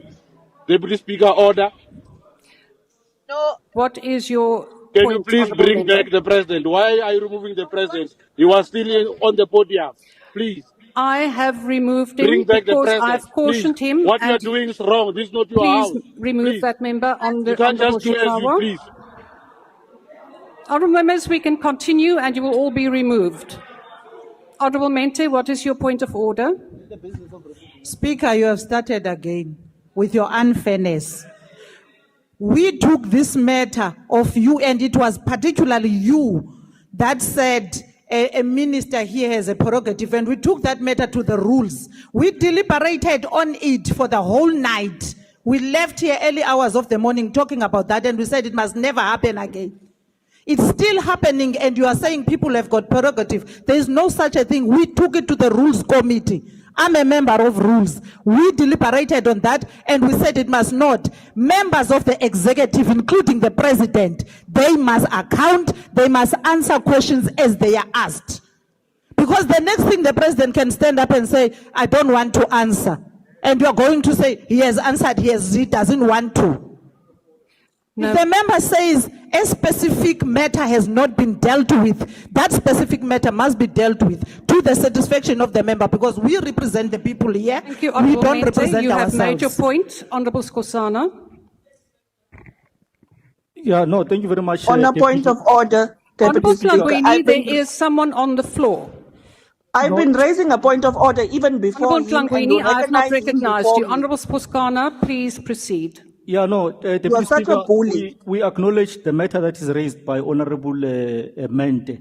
However, the rules in their current form, they don't stipulate that, as you correctly indicated earlier, that there's no section when you requested Honorable Malema to refer you to the specific section and clause that says a minister or a president or a deputy must answer to the satisfaction of the member. So we don't have that in the rules. As much as the rules committee debated the matter, but the rules have not been amended. So we're using the rules in their current form. So that matter doesn't stand. Deputy Speaker, thank you. Indeed. Thank you, Honourable Member. Honourable Members, I'm not going to entertain any more points of order. We will now proceed with the matters of the House. On a point of order, Honourable Deputy Speaker, Mklangwini, I have been... What is I your have been- specific point of order? I have been calling a point of order even before this member, Now, and you're please not going to tell proceed. me. You're not going to tell me how to speak, when to speak, and how to say it. What I want to say. One, there is members have been pointing out there's protectors in the house with firearms. You don't even stop the house and let those protectors be removed. So you have now opened the house to say that protectors can come in with their firearms. So why are we not stopping this house that all of us go and get our protectors and our firearms? Two, the president have not answered the question. He have not answered the question. He is running away with answers the whole afternoon, and you have been shielding him. in holding him to account to answer questions.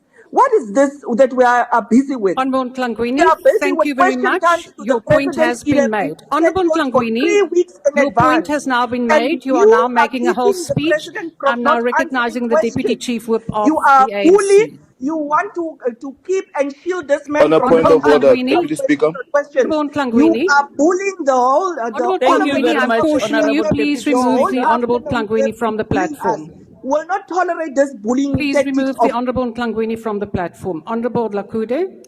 Thank you very much, Honorable Deputy No, no, Speaker. no, no, no. As Deputy Honourable Speaker. Honorable, Pambu, Langwini can. as I am No, now no, no. But cautioning I've you, raised Honourable my Pambu. hand. No, no, This is now no, the no. third But time that Deputy you Speaker, are not Deputy recognised. Speaker, I Please have remove the raised Honourable my Pambu hand. You from are the recognizing platform. people before me. What? Please remove the Honourable Pambu. Yes, Honourable Lakude. Honorable Deputy Speaker, I want you to invoke Rule 69, gross disorderly conduct.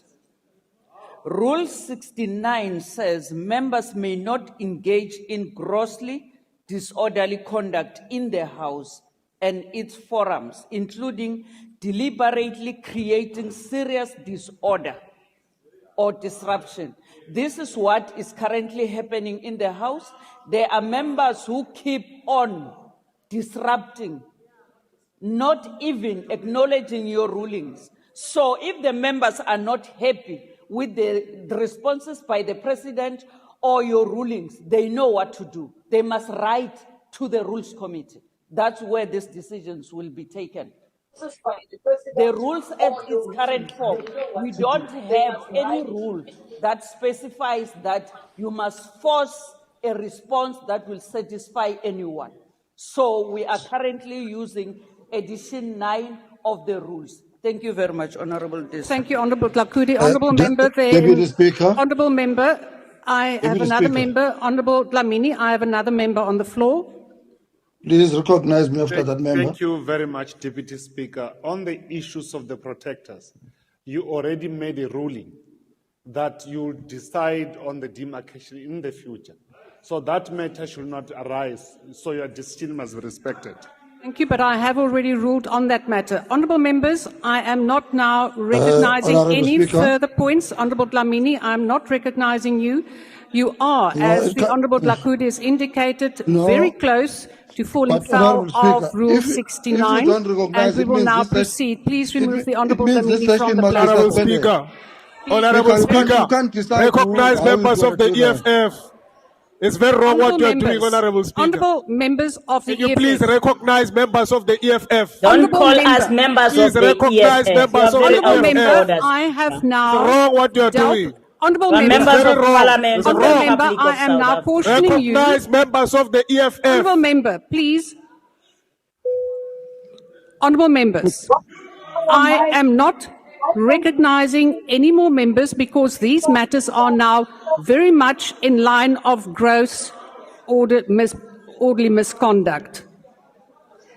Honourable members of the EFF, I have now ruled I am not going to entertain these matters any further. We will now proceed with the right of members who have submitted questions, and what you do not understand or perhaps not realise, that there's a limited time to the questions that can be asked.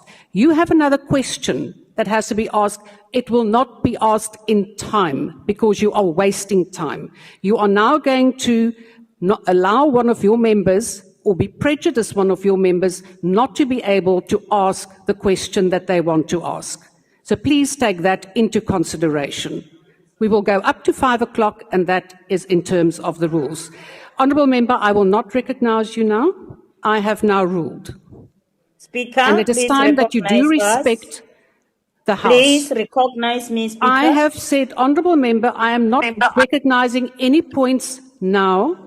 We will now proceed with the Honourable business Speaker, of please the recognize House. us. Honourable Please Speaker, remove the Speaker, Honourable Honourable Deputy recognize Speaker, us. please recognize me. Please remove the Deputy Honourable Speaker, please Lola. You recognize are us. now disrupting the House. Recognize us, Speaker. Please remove the Honourable Mm. Lola. Deputy Speaker. Honourable Deputy Please remove the Speaker. Honourable Mokwele. But Speaker, Why are you removing our Please members, remove the Speaker? Honourable Mailula. Why are you removing Honorable Mailula? Is it Because against the they rules are to raise on a now point of order? in contempt of the chair. And I will then remove you. Honourable Member, you are now in contempt. I have said I do not recognise any points of order now. You also, Member. We will now proceed. Deputy Speaker. Deputy Speaker. Point of order, Deputy Speaker. This is Honourable the Chief Member, Whip we of will the go EFF. through all of you because Can you you are now recognize in me, please? contempt. Deputy Speaker, I'm raising on a point of privilege, please. Deputy Speaker, can you recognize me, Honourable please? members, you will now be removed from the platform. You are now impeding in the work Deputy and the Speaker, rights can of you all the other recognize me, members. please? No, I'm not recognizing you. I have indicated that we will now proceed and you are now But in it is wrong contempt. what you're doing, Deputy Speaker. Honourable members, Issues you can have been take that raised to here. the Rules You Committee. have people that are not known in the Honourable House. members, table, please remove all the members. Deputy Speaker, No, how do you Speaker. remove the That chief is whip of the illegal. EFF? They are It's removing the illegal, Speaker. chief You are whip. not going to do They are that. removing the Speaker, chief you whip of must the give EFF every and is trying member to an assist you, Deputy opportunity. You Speaker. are not Deputy going to do Speaker, that. You must give You are every not member Speaker, an we're trying to opportunity. assist you. Let's assist We you. will now I'm raising on remove a point of you. privilege.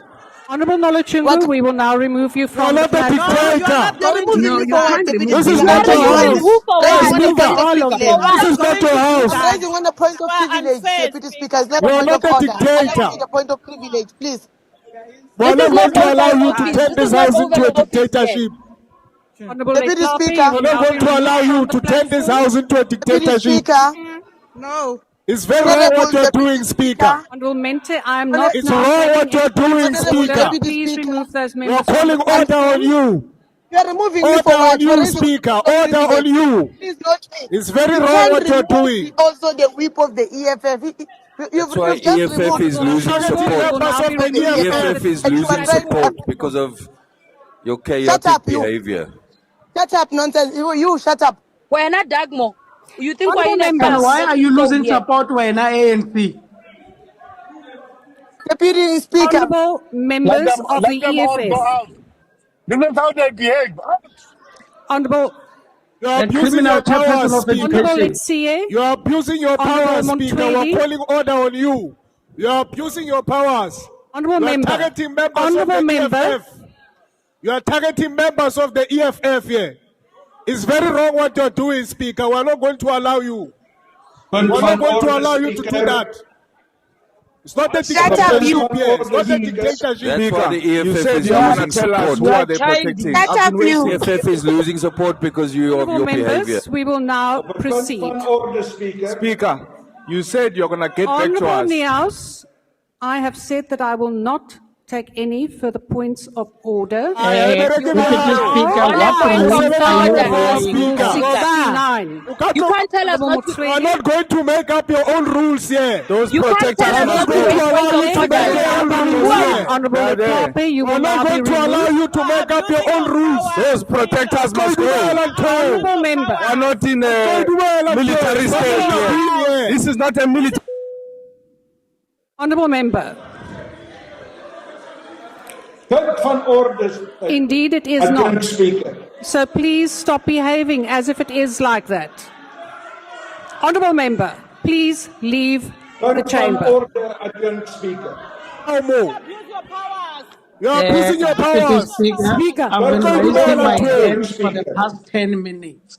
For the past 10 minutes, I've been raising my hand. abusing your Can I be recognized, please? Honourable Mokhale, please leave the chamber. I am not going.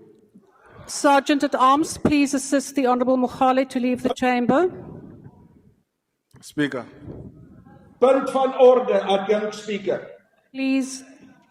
Speaker, you said you are going to get back to us in terms of who are these people protecting. You are the one who said that. Honourable You have member. not done so. Honourable member, at what point did I have time to do that with you taking points of order every time?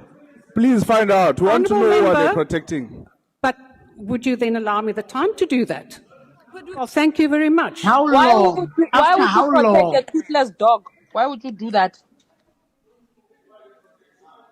Whilst I'm waiting for that reply, we will proceed. And please, Honourable Sergeant or Sergeant at Off, please remove the Honourable Mokhale.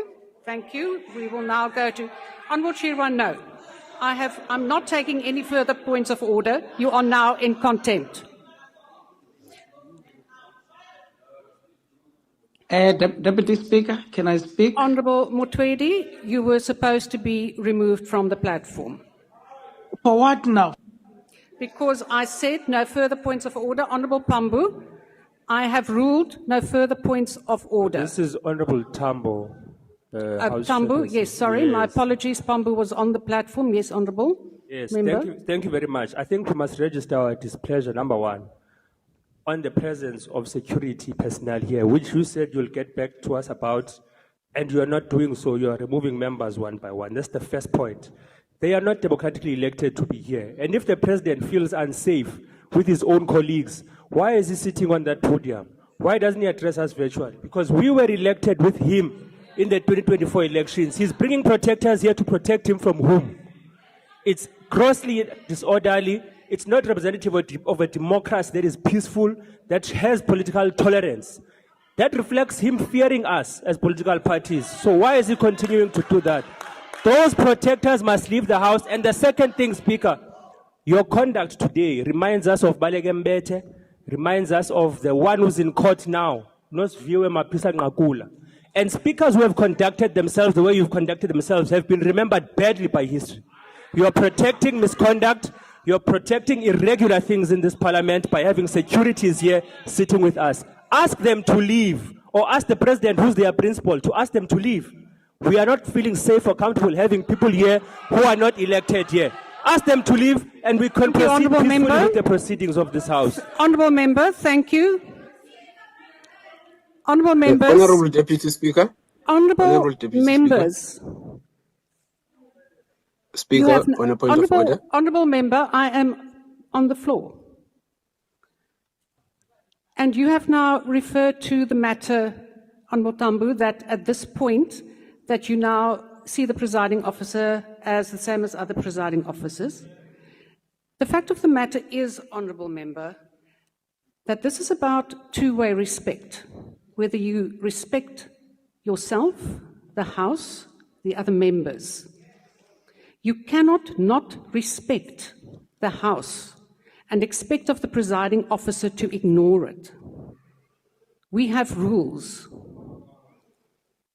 So it is a two-way relationship. I have said earlier that I would, Honourable Makaula, you are now doing exactly what I'm talking about.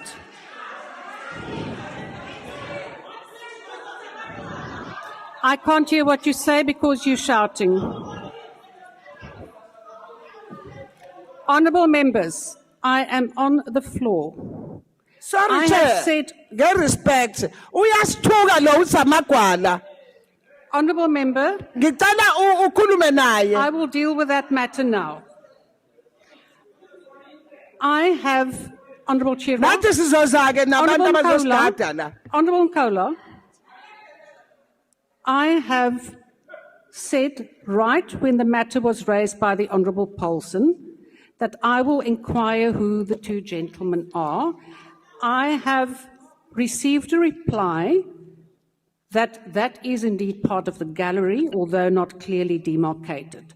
Then there was, Honourable Paulson, then there was another question on whose protectors those are, which I will find out, but you do not give me the opportunity to do so, because you have points of order upon points of order to the fact, or to the point that you have now disrupted the House, and we have 35 minutes left for two questions.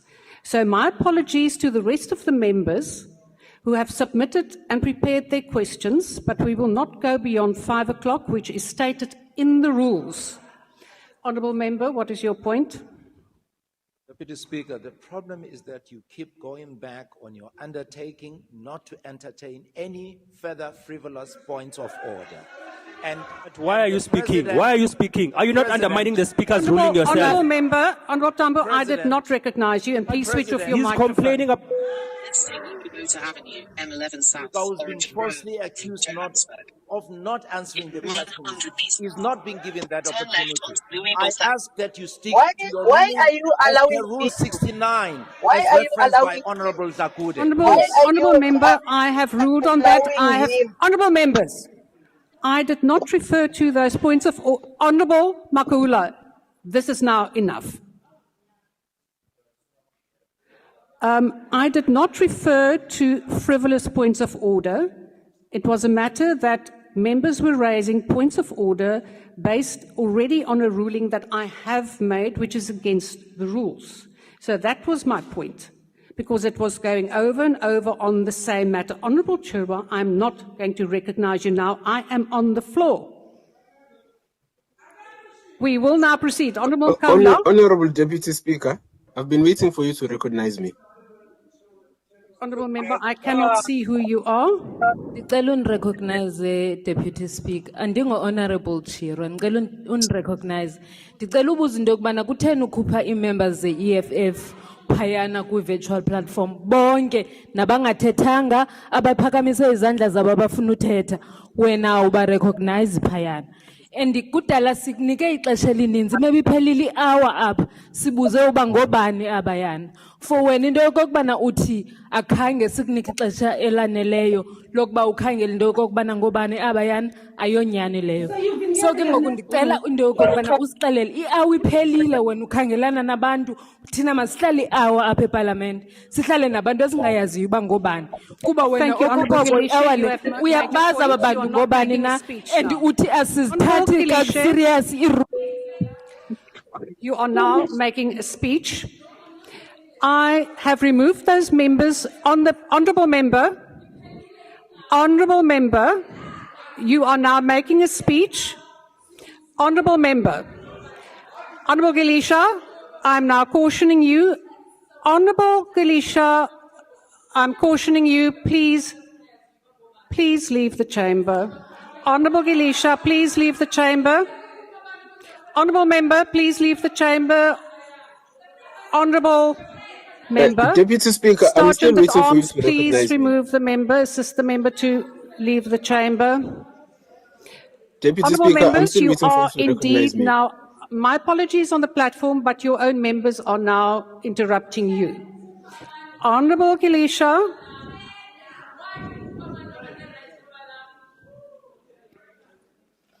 I am not taking any points of order now because you are now going over the same matter. And no, Honourable Member, I have now ruled, Honourable Mente, I have now ruled, we will not proceed on this matter. I will get information whether those protectors are the presidents or the deputy presidents. For how long? For how long, Chair? It should be a quick process. How long are we going to have unknown people? This is not a military state. Are we in a war here that the president must be protected? Are we in a Let's war? remove people who are speaking without. It's not also a rally. It's not also a rally. What is the president scared of? Are we in a war here? Shut up, you! Shut up, you! President, what are you scared of? What are you scared of? Are you all contesting to be Julia's deputy, Lonzi? Is this a military Why are state? you removing all our members from the platform? But Speaker, I'm still waiting for you to You are recognize me. abusing your powers. Speaker, I'm still waiting for you to recognize me. Honorable Lonzi. I've been You're raising also my hand. abusing us. I'm waiting for you, Deputy Speaker, to recognize me. My hand has been up for almost an hour. Fighter Lonzi.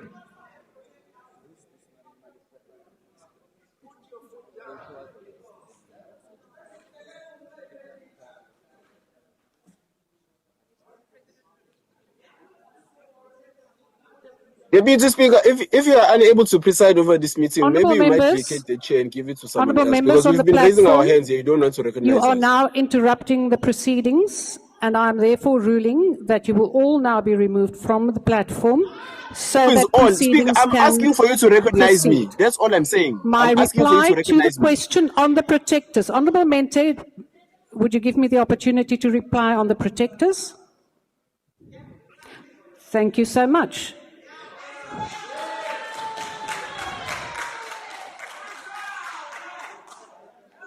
Honourable members, we will now proceed. Honourable Mente, we will now proceed. No, Deputy Speaker, you have removed Mushala, Mkondo, Matulelwa, and other members of the EFF that have not spoken, that have not unmuted themselves without you recognizing them. And you now just said you are going to remove everyone on the platform. There's no such a rule, and that is wrong. Please allow all the members of the EFF back on that virtual platform because they did not say anything. Please allow them back. They need to participate. Honourable Member, my apologies. I said that they will be, I wanted to say they would be muted. That is to keep the House in order and to proceed. No, but that is not also allowed. It's in the rules. Then please take it You to the allow rules. people to participate. If you don't I am feel like now they must speak, muting then them. you tell them that now you muting are not them. going to Honourable allow them to Tandu, speak. we But will you now can't just proceed. mute the Honourable platform. Blackmore. They might as well be. On a point of order, But who recognized Speaker, you, and I want to Comrade quote- Dagmo? Who Beg your- recognized you? We have our hands up I here. have want to- recognized him. I said, Honourable want to Dagmore, I quote, have not yet recognized him. Rule 69, my which hand our has been up Deputy for half Chief an Whip hour. How do you raised just before. recognize someone? Rule 69. Ndiyafuna ukuthi ihlazo le-EFF namhlanje, ihlazo. We do not need this kind of behavior in a parliament of the Republic of South Africa. And it's no wonder the EFF Honourable is Dagmore. losing support election by Honourable election. Dagmore. So I want to Can I ask shut for up? Rule 569 and that we have an investigation into this conduct which is bringing this House into a disgrace. That's all. Honourable Ihlazo, Nina. Honourable Dagmore, you are not assisting. Honourable members, I will indeed refer this matter to the Speaker for referral to the powers and privileges. For every member who was in contempt of the rules of this House, the procedures of this House, and the respect for the presiding officer. I will also refer it in terms of Rule 69, which is very specific and which the Powers and Privileges Act refers to. That will be done. We will now proceed.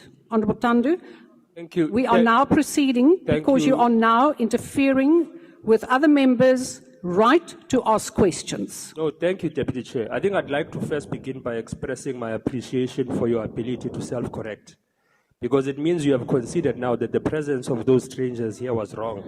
The challenge now that exists is that you removed members of parliament in defense of those strangers. Can we allow members of parliament who were raising the issue that you have now conceded to return to the House so we can return to the normal business of this state? They were removed in defense of those people. Honourable Those people Member, are now no. gone. Honourable Can we have Member, members of parliament return to the no, House? I removed them because they showed contempt for the presiding officer. That is why they were removed.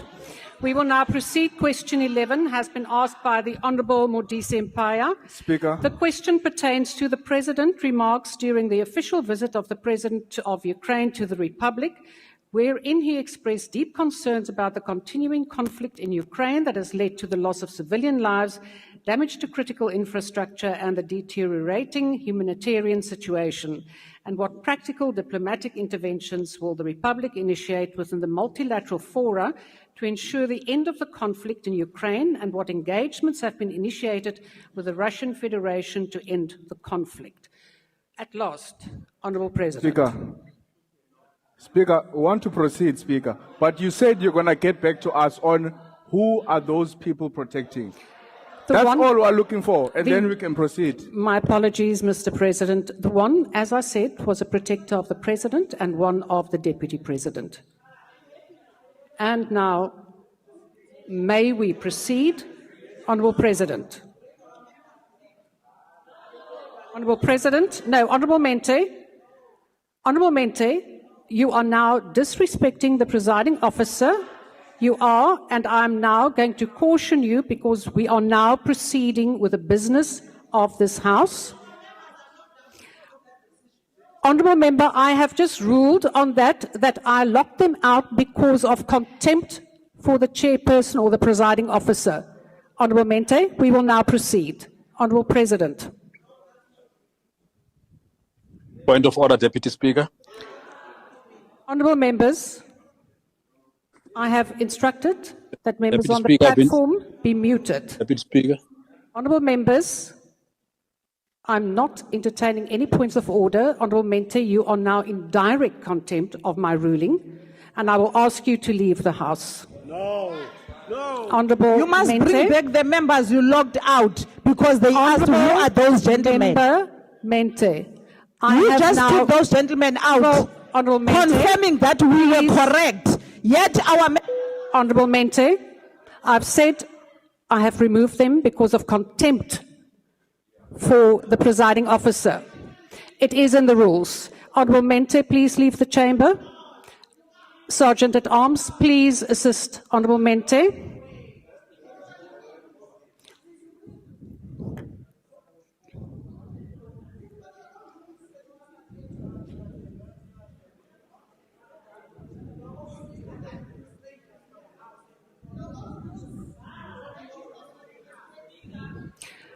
Honourable Member, what is your point? And may I also refer you to the rule that says that you may not intervene while a member is being removed from the House?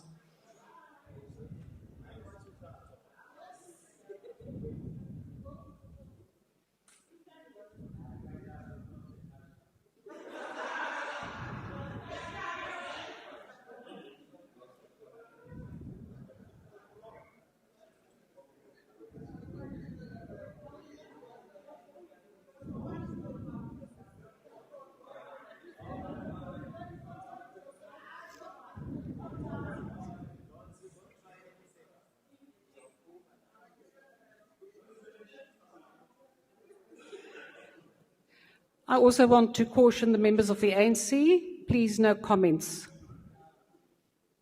We will now proceed. The President, Honourable Makula.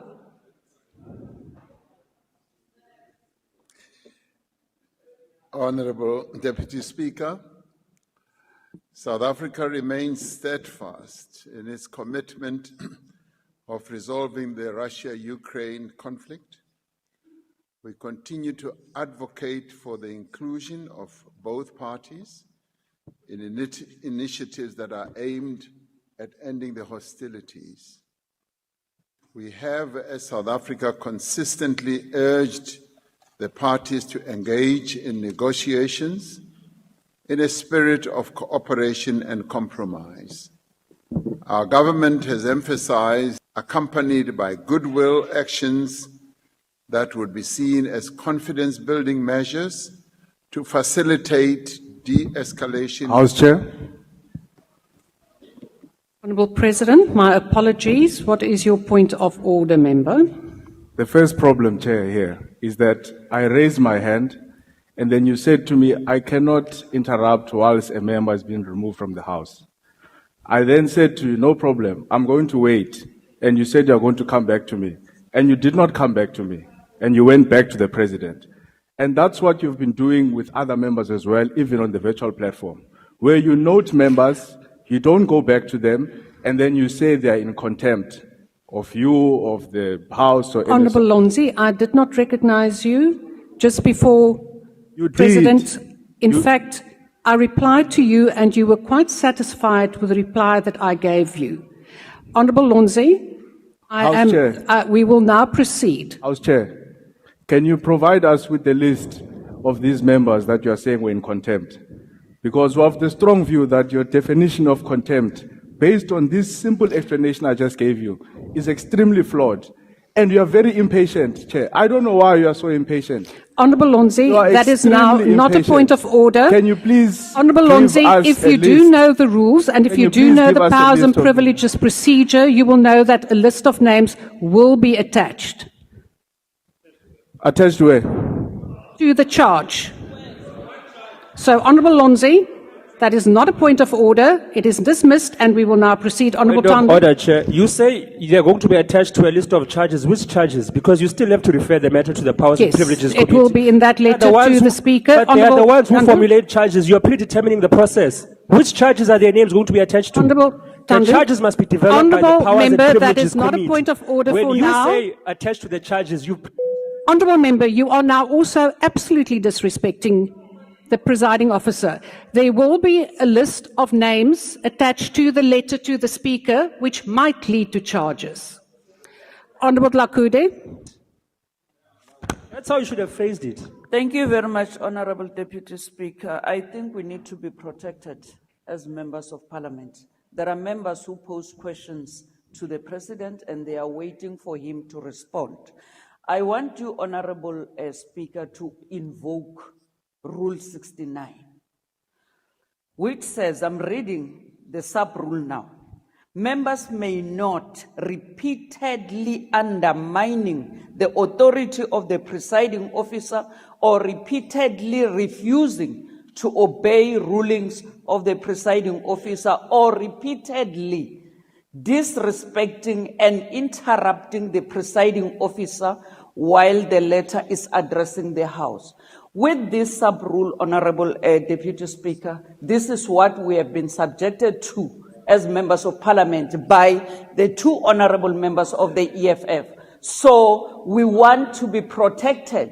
And what I want to put on the table right now is that now is 16:42. 5 o'clock, the President will not go over 5 o'clock to keep on responding to questions. We cut off. Question time is 3 hours. That's all, Honorable Deputy Speaker. Thank you, Honorable Lakudi. That is what I said a bit earlier, that you are now infringing on the rights of other members who have submitted questions.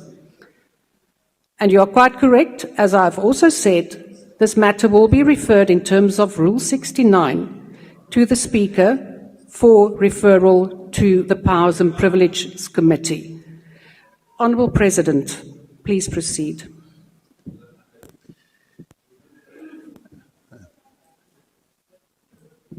As you wish, Honourable Deputy Speaker.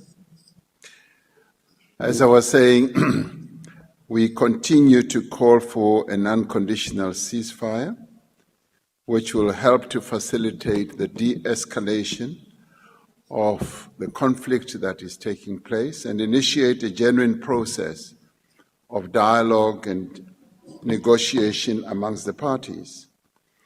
And South Africa calls on the parties to adhere to the principles of the United Nations Charter, including the peaceful resolution of conflicts and respect for the sovereignty and territorial integrity of states.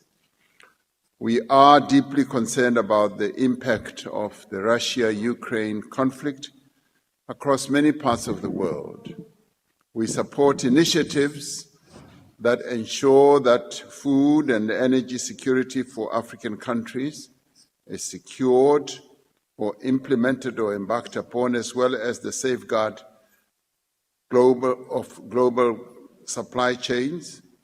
South Africa will continue to actively participate in all initiatives, including the Africa Peace Initiative that took us to Ukraine and Russia, and also the joint group of Friends of Peace to support a negotiated and peaceful settlement of the conflict. Engagements with the presidents of Russia and Ukraine have occurred and continue to occur on several occasions, both in person as well as via telephone. In-person meetings with President Putin include the Africa Peace Initiative meeting, which took place on the 16th of June in 2023 in St. Petersburg, and a bilateral meeting on the margins of the BRICS summit in Kazan in Russia on the 22nd of October. Just a quick one, Chair. It's for your assistance. There isn't something like a quick one, Honourable Lonzi. I did not recognise you. Chair. What is your point of order? Oh, it's in a very constructive manner. Can you keep quiet? Honourable Lonzi. Chair, the people on the virtual platform are muted, all of them.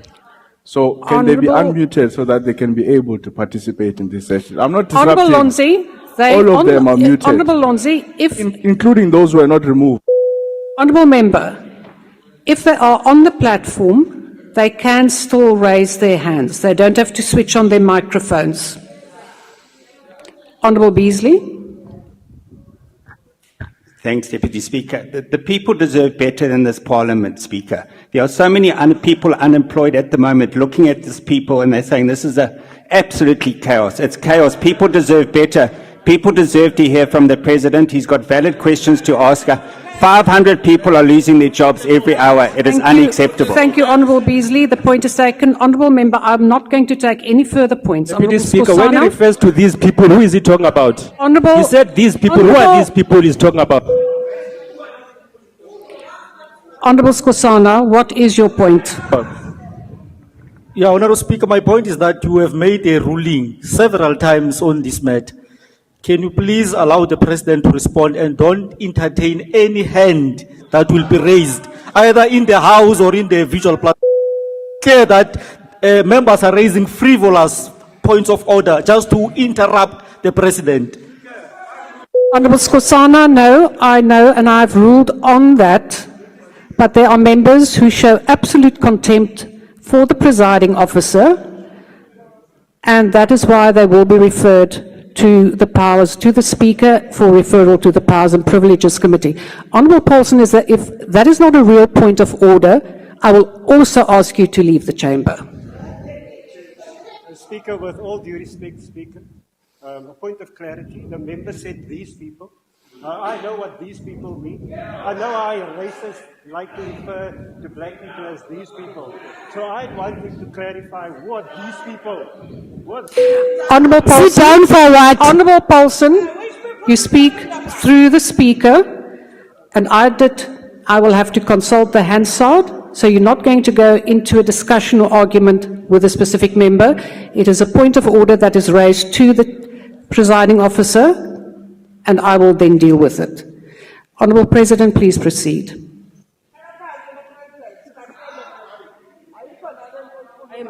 Honourable Kaula. Honourable Kaula. Honourable Member. Honourable Member. Order. Mr. President.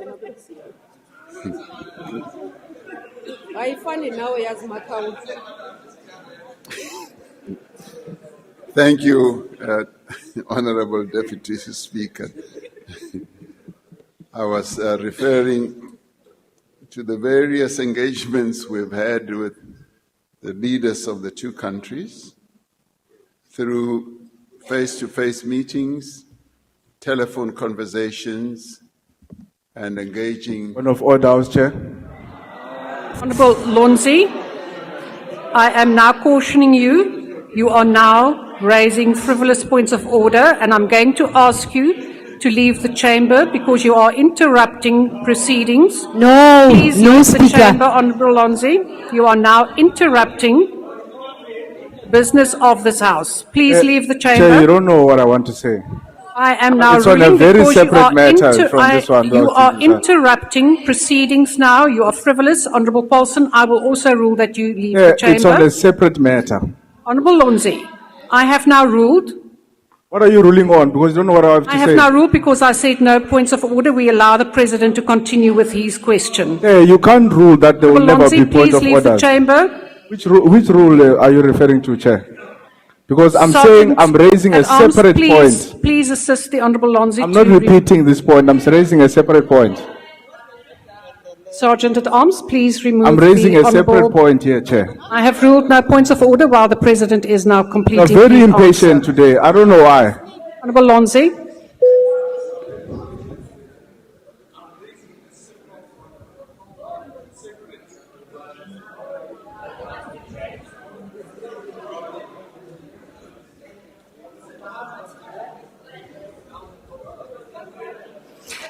Honourable Paulson, you should know the rules that you may not interrupt while a member is being removed from the chamber.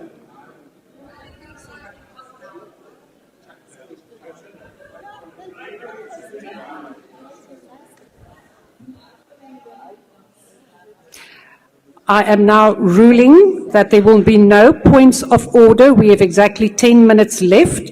You are now seriously disrupting procedures. Honourable Paulson, I have now ruled.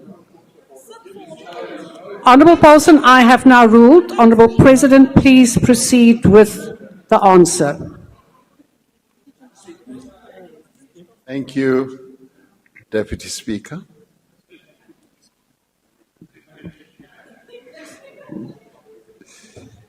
I was saying that we've continued to have engagements with the leaders of the two countries, Russia and Ukraine.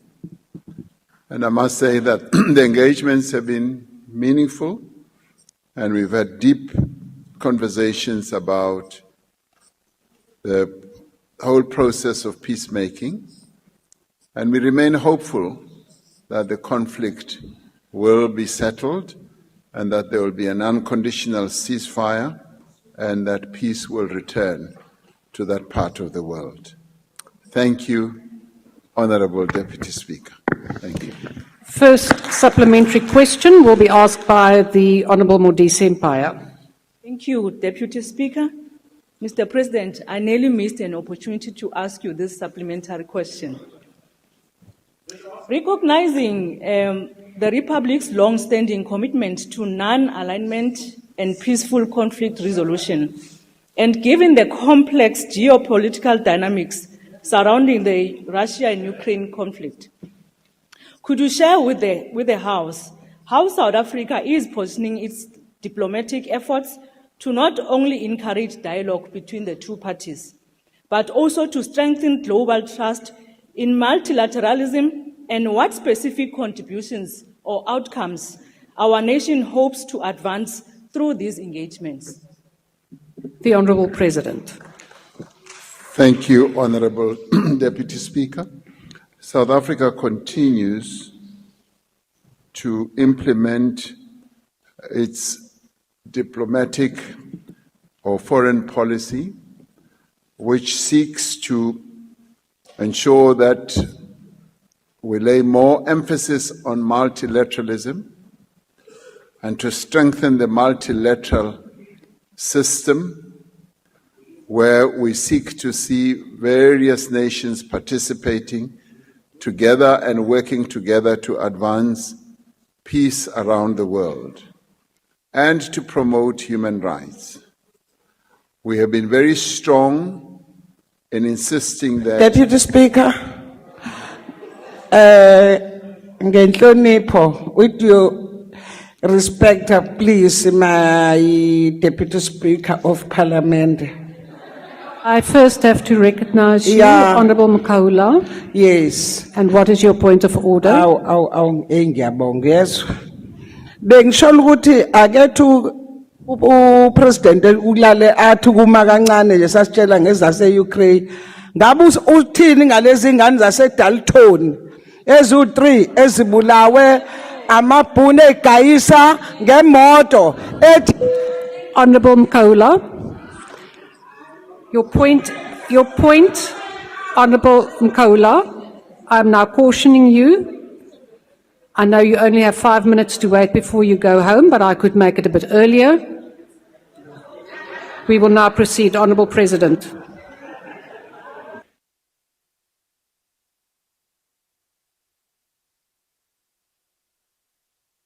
Honourable Deputy Speaker, I must tell you, Deputy Speaker. I feel... Deputy Speaker. I feel abused. Deputy Speaker. I really do feel Honourable abused. members. You didn't feel like that when Trump was abusing you in the White House. Why didn't you feel abused in the White House? You're abused by your own colleagues in South Africa. I'm here to They abused you in the members. White House. You come to call abuse here. It's wrong what you're doing, President. Honourable President, You were my abused with apologies, but, disinformation there's in a the clear White House. You intention accuse to us of disrupt abuse. Proceedings this afternoon. No, Honourable no, Matiasi, you have just come in. Are you the enforcement? You have just arrived and now you have a point of order. What is your point of order? Honourable Deputy Speaker. Deputy Speaker. Please raise your point of order. My point of order is, you forced me off the virtual line and you compelled me to get into the House physically. That's the embarrassment we have brought to this House. There's a number of members who are allowed to be physically in the House. But because of your own decision to... Honourable member, that is not relevant to the President's relevant to the discussions answer right now. Honourable Matiasi. Honourable Matiase, the question about who embarrasses who is an open question. We will now proceed. I will not recognise your point of order. It is not a point of order. It is a matter of discussion. And you can write to the Speaker about this. Orders have already been given. Rulings have been given. I will not entertain any further points of order from you, either from you, Honourable Paulson. We have exactly 4 minutes left. Honourable President.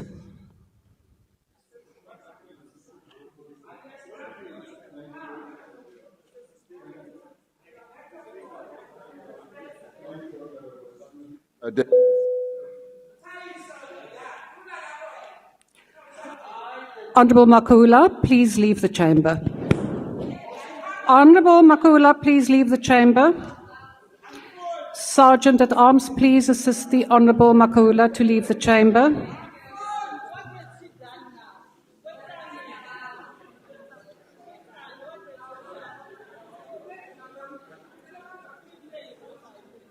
Deputy Speaker.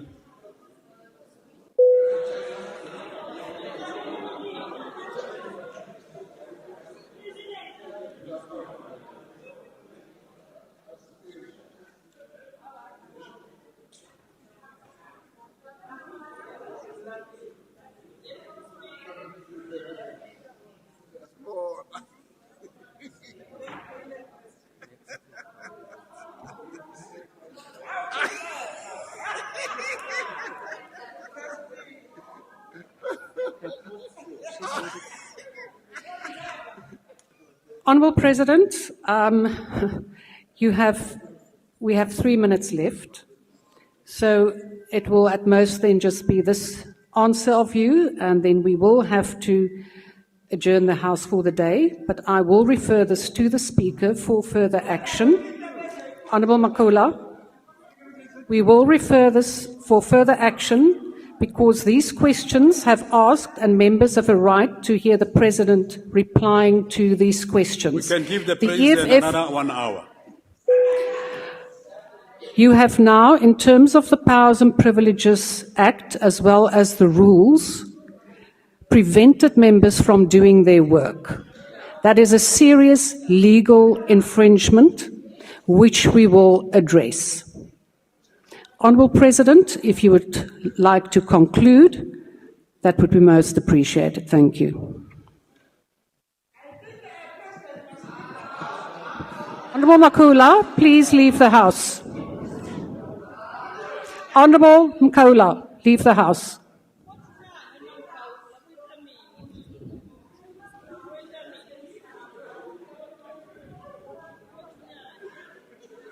Thank you, Honourable Deputy Speaker.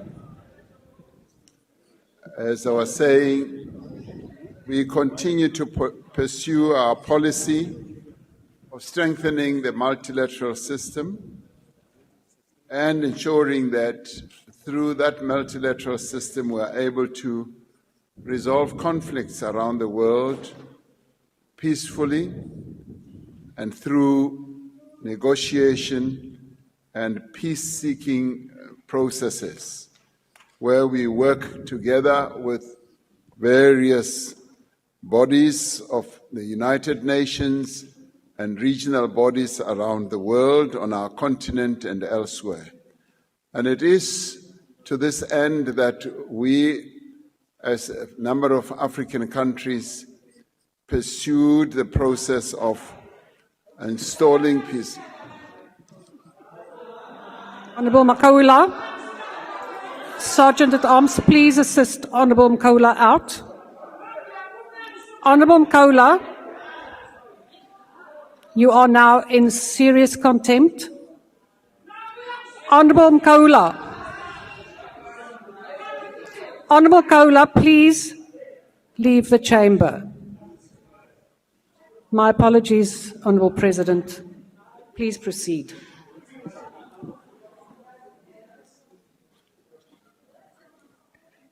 In pursuit of executing our policies, we interact with key role players, either involved in conflicts or in various regional bodies around the world. And it is this that continues to inform our foreign policy, where we seek to continuously work in accordance with the United Nations Charter and indeed with the various charters of various continents in our world as we make interventions. So with that, Honorable Deputy Speaker, I'm able to confirm that South Africa pursues its peace-building processes on an ongoing basis and seeks to work with various regional bodies, particularly with the United Nations. And thank you, Honorable Deputy Speaker. Honourable members, in terms of Rule 144, the total time allowed for replies has expired. I want to thank the Honourable President for his patience in trying to answer important questions that members have put. I also want to apologise to the members who have posed questions and who have now been denied answers. The outstanding questions or replies will be published and the Speaker will rule on what will happen next. I thank you, Honourable President. History will note that this House descended in chaos because... Note that. Honourable members, please stand for the presiding officer and the mace to leave the chamber. The House is now adjourned.